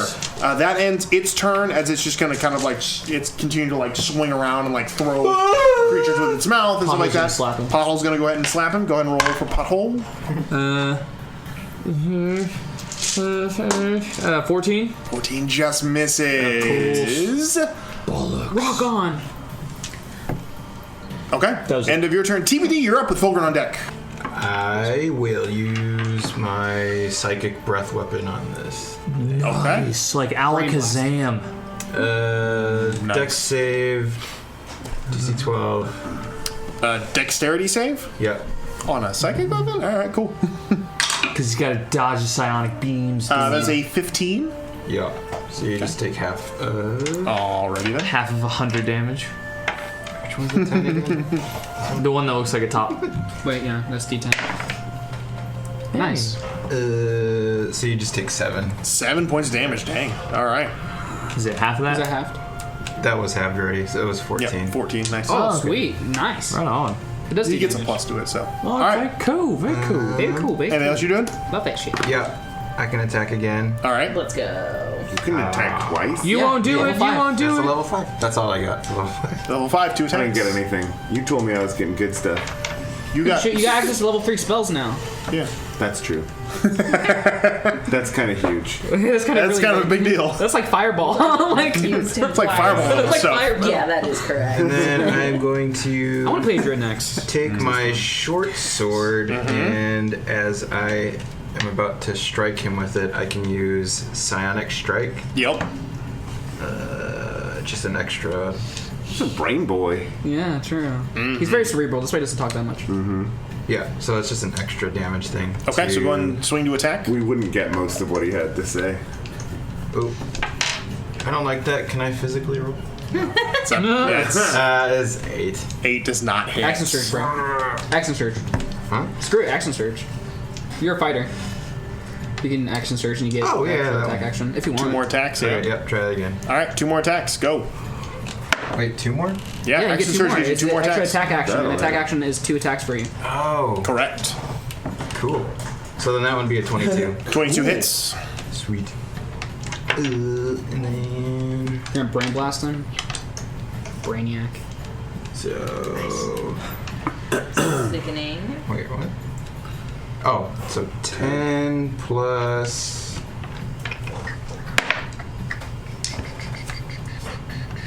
16 points of damage for that one. Nice! Ooh, Reggie's okay. gonna get one-shotted by the young fighter. And then that one is only a 12 for the 12 attack. does not hit. Okay. What's your plus to hit? Just plus 6. Okay. And Okay. then... Bonus actions. Oh, he does have a bonus action.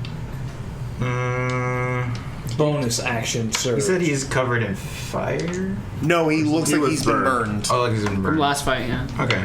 Bunch of sick jokes That would be all so over. much cooler if it was just literally a phoenix and a rock just descending. What if we upon kill him and then he comes back as a phoenix for the 3rd time and he becomes a campaign nemesis?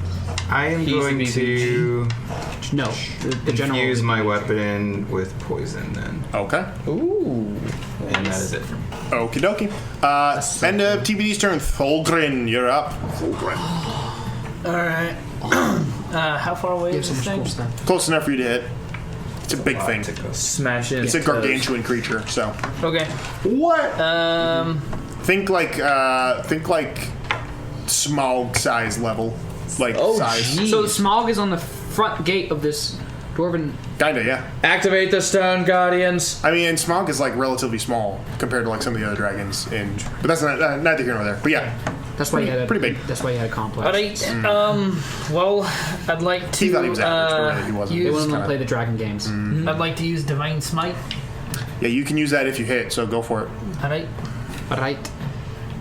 Sorry. And I'm gonna attack twice. All right, go ahead and roll your 2 attacks. That'll hit. Probably. Probably, yeah. He's +7. Yeah. Divided again. No. +8. +6. 9. Oh my gosh. Plus 9. It was up. Tolkien predicted the rapper Drake's career 22. happening. First one's 22. How so?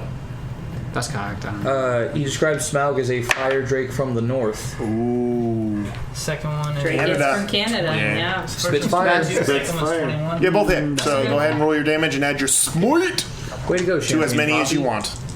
The first one was 23.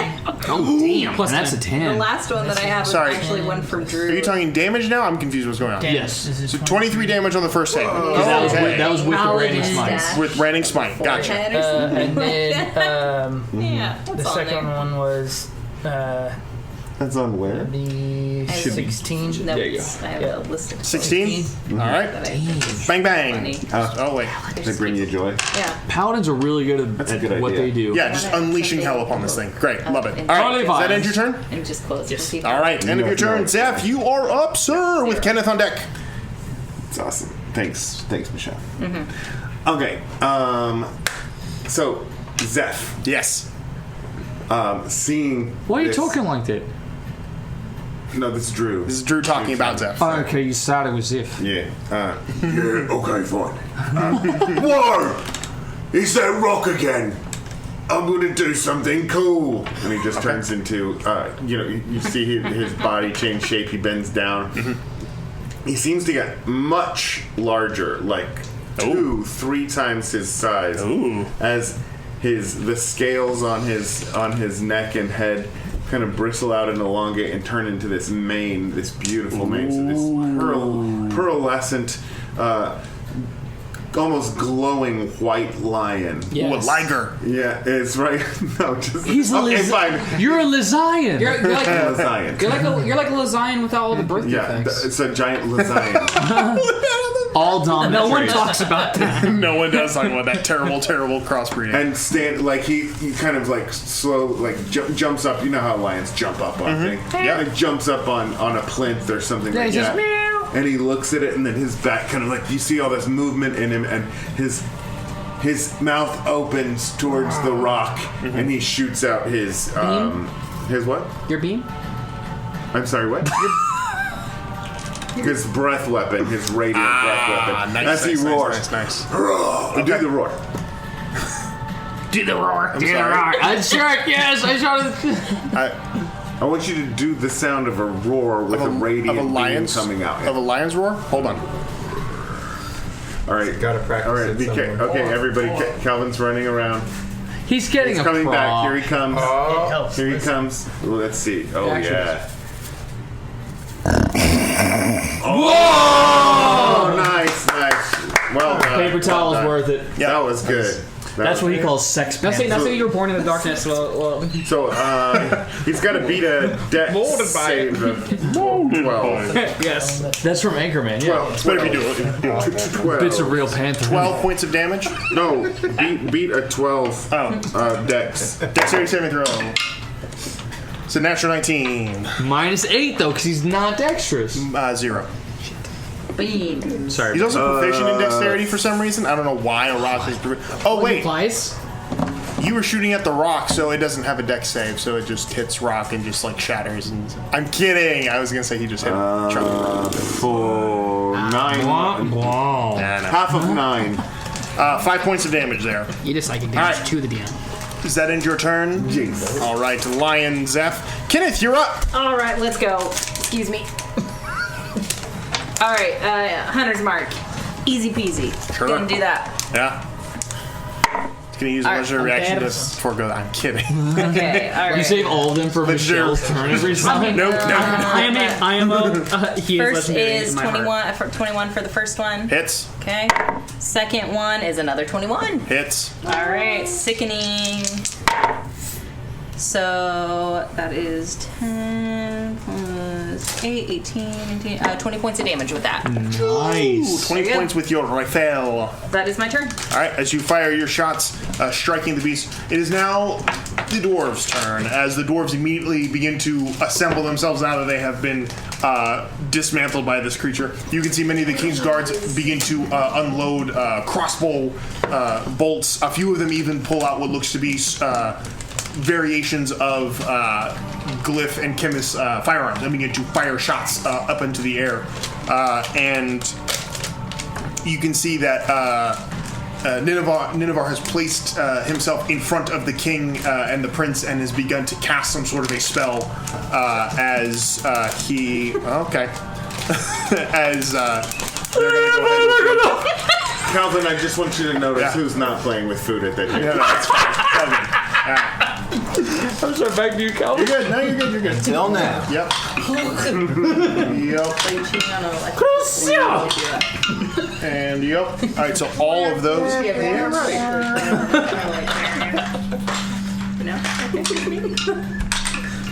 I would. That's a lot of. I really want to that's a say lot joke, of but it's so dice stupid. being thrown. He's like, yeah, sure, you guys just goof off all you want. I'm No, just so gonna roll a dwarves whole attaching bunch the of rock. dice. All right, so they begin to unload their crossbows and their firearms at it. And meanwhile, Nineveh steps in front and begins to speak. And as he does, you watch as he closes his eyes and then opens them again while gripping his halberd, stamps it on the ground. As all of a sudden, this column of white fire unleashes from the ground as he's going to cast. I don't know what it's called. Is it called daylight? Because if it is, No. Oh. No. It's I'm gonna get that. It's a high level cleric spell.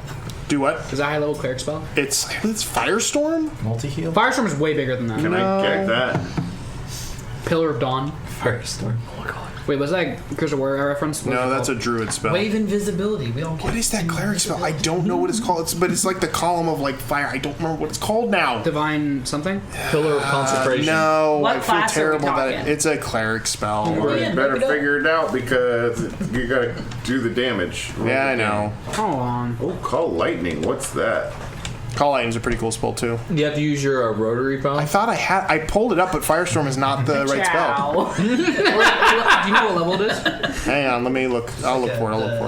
I got it here. I got all You're of the it here. dumbest friend I've ever had. The dude that had a backpack with a phone on it. Oh, but I am a friend. Get to me to make a phone call. Oh, Flame Strike. That's what it is. Thank There you. we go. Flame Strike. A vertical column of divine fire roars down from the heavens on a location you specify. Each creature within 10 foot radius, 45 cylinder, must make a dexterity saving throw, and it takes 46 fire and 46 radiant on a failed save, or half as much on a 6. 46? 4d6. That joke never gets old for me. No, never. It does not. Okay, so with that, it's going to make a dexterity saving throw. Does 80-10 damage? That's crazy. That's a. That's coincidentally how That I does math, beat his so. DC. However, it is going to still take half of the damage. I mean, Reggie's a bad mother freaker. I will take care of him this time. He's party rocking in the house tonight. Oh, nice. So 20. Inspiration. Thank you, guys. Thank you. I am 21 points of fire and radiant damage done by. No, that was. total. Yeah, that was total. As he unleashes literal I really holy don't fire I don't upon. want Reggie to die. He looks like he just left a Lady Gaga concert. But yeah, it strikes into one of his wings, causing a chunk of like feather and flesh to get blown away, and now looks like burning and sizzling. How's from Reggie? that. How's Reggie looking? He looks rough. He lost well over half of his hit points in that fight. Top of the round, Glyph, you are up, sir. Yep, I do the thing that I do, and I pull the spyglass out, and I say last name Zephyr, first name Greatest, and I enlarge Zeph. Mm-hmm. So he's already a giant lion. Massive. So now he's a massive lion. Mm-hmm. And One of these days you gotta do that to me. I've never been tall. oh god, that would be awesome too. Actually, He's just like 5'5". I should have done it to you, but I didn't have the Drake pun. Oh my god. No, listen. You already gave him the magical hammer. If you give him anything more, he might his ego might explode. He might become a demigod. That's He might true. become an asshole. Yeah. And I'll have Pothole take a punch because I used my action to cast a Spurl. And Pothole's not feeling it tonight. Another swing and a miss. Turns out he's only good when I think he's mad about the homunculus you made. Oh, are you replacing Full me? jelly. Okay. End of your turn. Lucius, you are up, sir. So is the bird waning at all? Like, does it look like it wants to get out? Whoa. No, it's still kind of in the heat of like this has all happened quite suddenly, so it's a little bit of there's a lot of gold. All right, I wanted to try to intimidate it away. Like I want it to live, Loki. Okay. No, we need to finish this. Well, you are pinned underneath it, so this is gonna Oh, be hard true. to do. This is a weird. Yeah, you were literally. It's got its claw in Even your stronger stomach, again. like in the round. Damn, I really So want you to live. Let me think.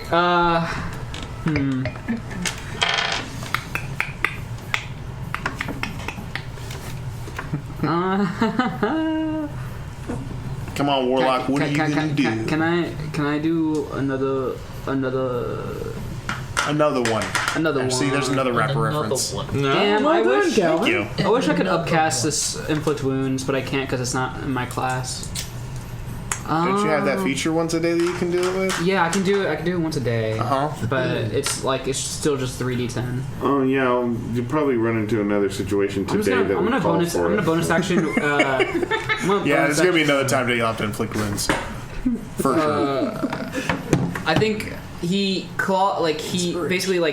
strikes me, and it's like a bunch of blood covers his face, but then the blood just hovers right over it and creates a mask. And then I'm just gonna do Form of Dread again, and then I'm just gonna. If I shoot him like this, I have disadvantage, right? Technically, yes. Okay, so then I'm gonna roll HP. Okay. 10 HP. He really hurt me, so I'm just gonna. Okay, and then I'm just gonna hit him with the 1-2. I'm gonna hit him with the inflict wounds. Screw it. Hit him with a 1-2. Hit him with the 1-2. Hey, Reggie, look at this motherfucker. Coach. 14. Does not hit. Especially if I'm picturing Coach Just from New Girl. Oh, good. My dilfs are so big. That is, I believe that is me turn. Okay.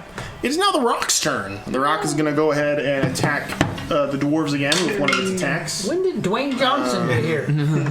Can you smell? It's going to go ahead and hit with a 25 beak attack. And it's Another rapper, son of a bitch. We didn't mention Dwayne.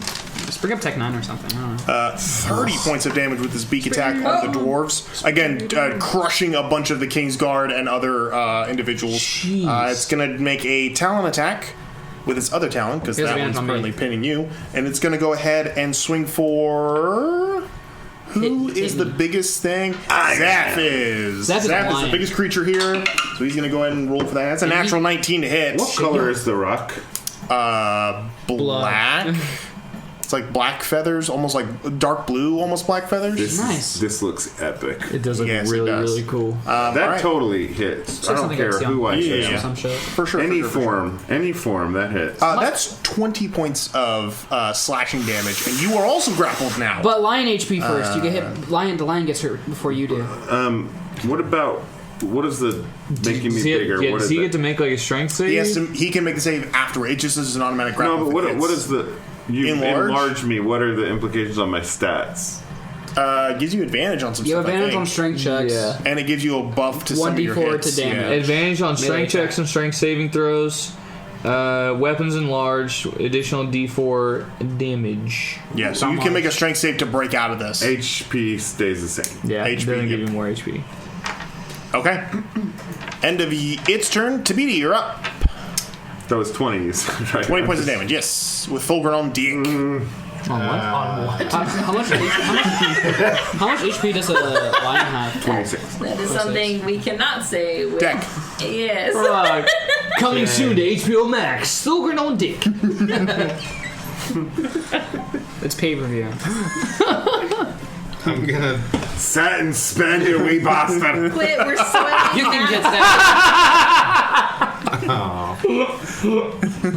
Let Matt have a turn, guys. This fall on Cinemax. Skinemax, I think you mean. Yeah. Cinemax. Sin. No, Cinemax like a theater. This season, he'll have to Thulgrin and bear it.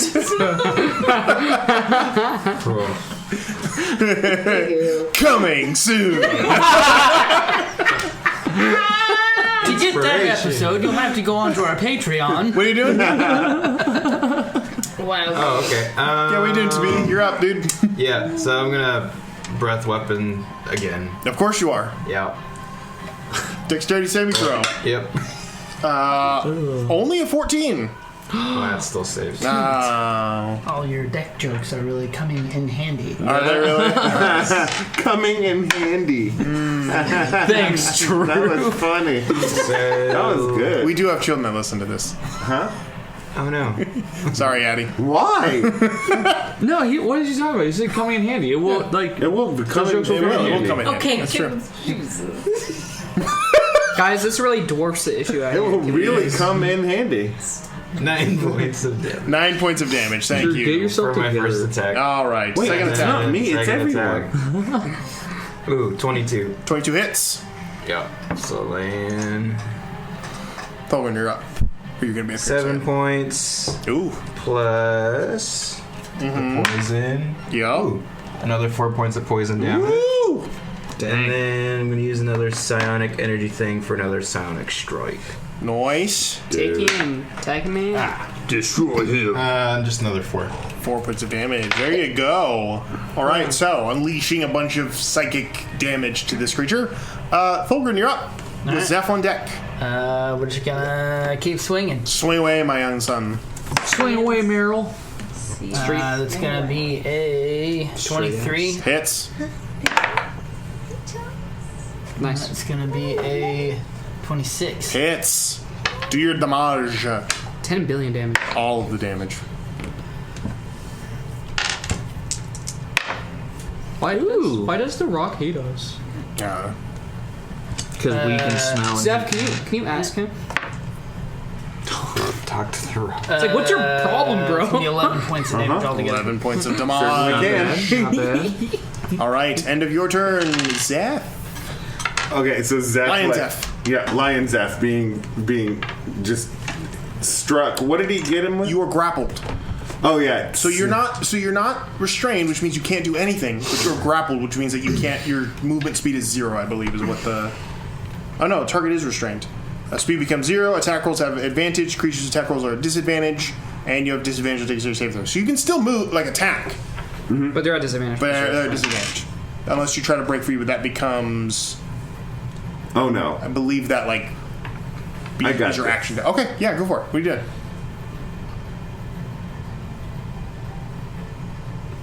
Okay, here's what he does. Yep. Being just like totally startled by all of this action, he turns into a large beast, and then Yep. he's made into an even larger Large beast. Yep. Oh my gosh, you're right. Yeah. He is going to turn back into his normal form. So I'm guessing he's still enlarged, Correct. right? But so he's Big Zeph. smaller. Yeah, he's just big Zeph. So he's smaller than enlarged Lion Zeph. Correct. No. But he's still big. He's I'm gonna just smelling. like just leave this grapple. I'm guessing he's the guy's got him like this, right? He's just gonna squirm out. Yeah. Okay. Sure. You just got drewed. Makes perfect sense to me. I mean the logic is there. Like like a cartoon, like yeah, There you go. Ant-Man would do it. You know what I'm saying? I mean okay with Ant-Man logic. Sure. Okay, let's thank go you. ahead and make that happen. You had me at Paul Rudd. Okay, so he's gonna zoop,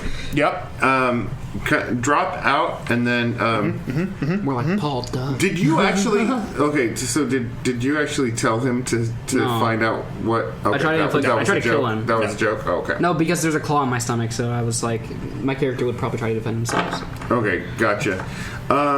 So yeah, he's gonna bloop out, and then will you allow 2 bonus actions instead of a bonus action and an action? For what? To bloop into a different shape. No. Snip snap, dude. Just some snip snap. No, we're not gonna snip snap. So we can't do that to level 20. Awesome. Then he just turns into that beast and ice knife, or he turns into himself, and then when he drops below, it just ice knife. Fires ice knife. Yeah. Okay. Do you roll to hit that? Yep. Okay. Go ahead. Okay. Go ahead. Is it way? You guys, I have not said "as it were" in 19 episodes, and anytime I'm 23. gone, it's 23 as hits. it 23 hits. What a shot! As it was. were. What it is. You know it's not the same as it was. Favorite girl. Oh, well done. 5 points of Doesn't it explode? damage, and then 4d6. What? What? 46? Damn. 46 ice He damage? probably upcasted it. Yeah. Oh, Freezing, yeah. jeez. Because it does the 1d10 on the knife hitting, and then Yeah. the explosion you can upcast. And for every level above 1, Oh. 12. d6. I think. So, 5 how and much for 12, the 17. 17 total? Yeah.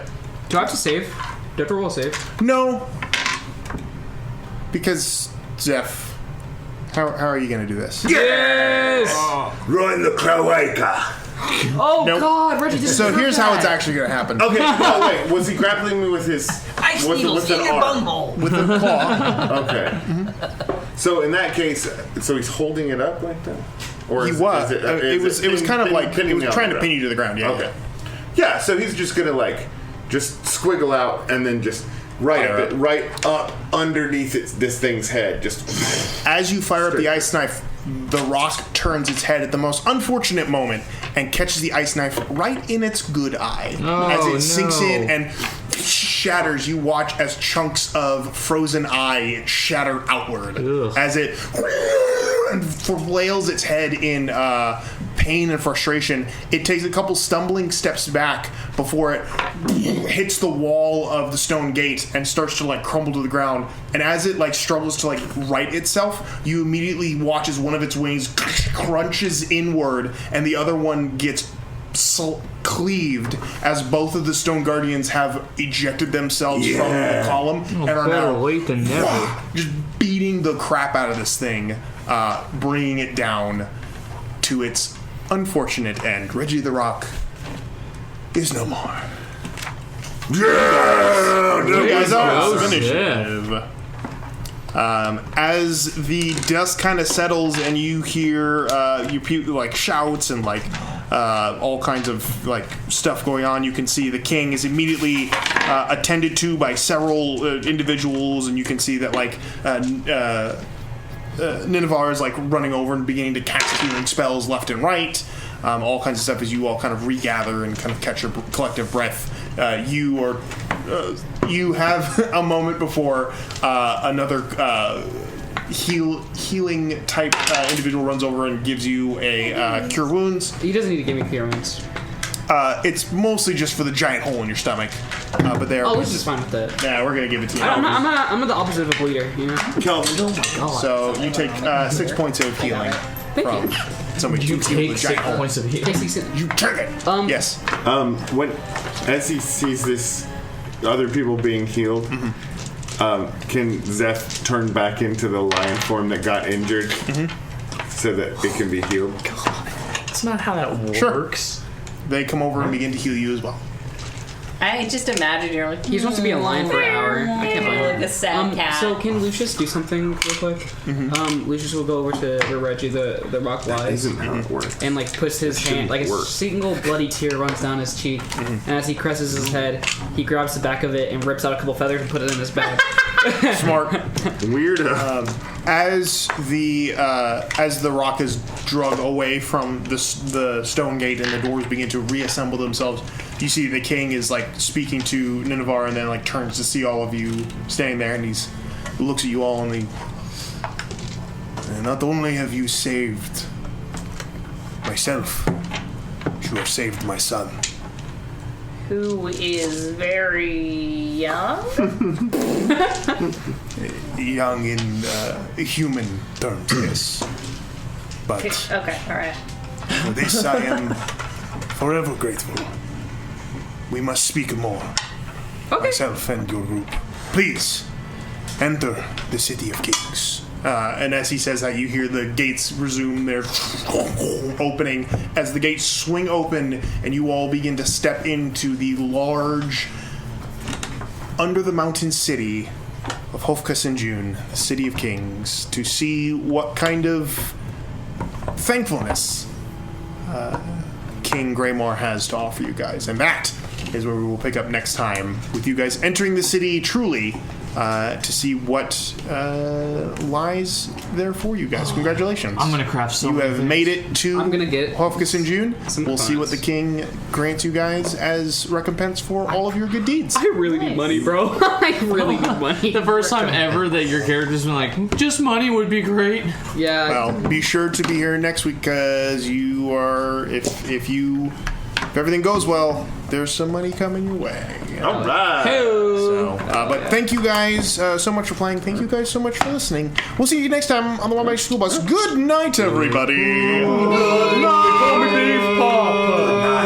night, Neverland! Good night forever.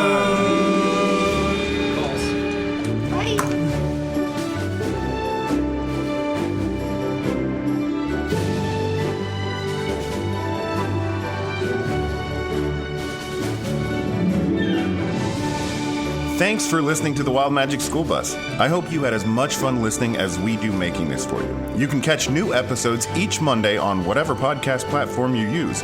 While you're there, leave a review if you want. It actually helps us out. We've got socials too. You can follow us on Twitter and Instagram at Wild Magic Pod or on Reddit at r/WildMagicSchoolBus. Either way, stop by and say hello. We're always happy to meet new friends.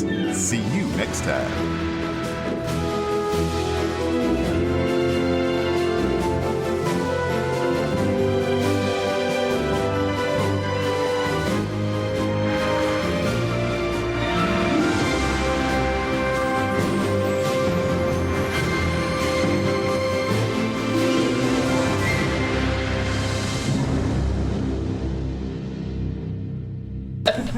Okay, this has to have man jelly in it. Oh yeah. This episode.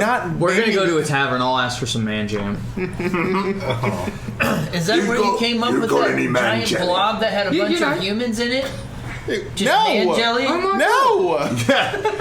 Do you remember? I remember Cirrus made a really good man jelly. I mean, have you guys? Yeah, that was after that massacre. Yeah, it's the flank, just the flank steak, and you just Hey guys, hand it. it's Coach. I'm back. Oh no! You said man jelly? Yeah. What kind of shit is that? What you've got to do is you hang a man up by his feet, and then you slit his throat before he's been dead for too long. You collect the blood. This is not going in to a be bowl, show. right? And then you set it aside. It's got to be a victory. Oh wait, I know exactly what that is. That's black pudding. But when it's from a man, you call it man jelly. Bingo. Man jelly. I don't think I'm ready for man jelly. All you need to know is man jelly. I put on your biscuits. I feel like say man. Okay, man jelly. It sounds like a historical figure. Comes Like from your biscuit. I think it's my tongue. Magellan? Is that it? It sounds like an Italian. No, we was messing with those gnomes, remember? And they kept yelling, Mangelli, save us. I think it's a deity. Wait. So what would your character's food name be? What? Me? Yeah, My your food glyph? name? Yeah, I don't really want to talk about Glizzy it. cold front. I actually get in trouble if I say that too Dippin' often. That Dots. I've yep, that actually would be it. Cold front. We don't call it cold front. Glyph cold cuts. Ooh, that's good. Cold cuts Glyph Kazidi. I thought cold ziti. Oh! I'm not a big Cold pulse guy. ziti. ZD, that's a good one. Glyph cold ziti. Yeah. Oh wow. Zeph, you know, the kind of Zeph that you melt in a spoon and shoot between your toes. Oh yeah. Exactly. Yeah. For sure. What? That's a food. Yeah. You guys ever seen Trainspotting? No, but I listened to Ewan McGregor. Ewan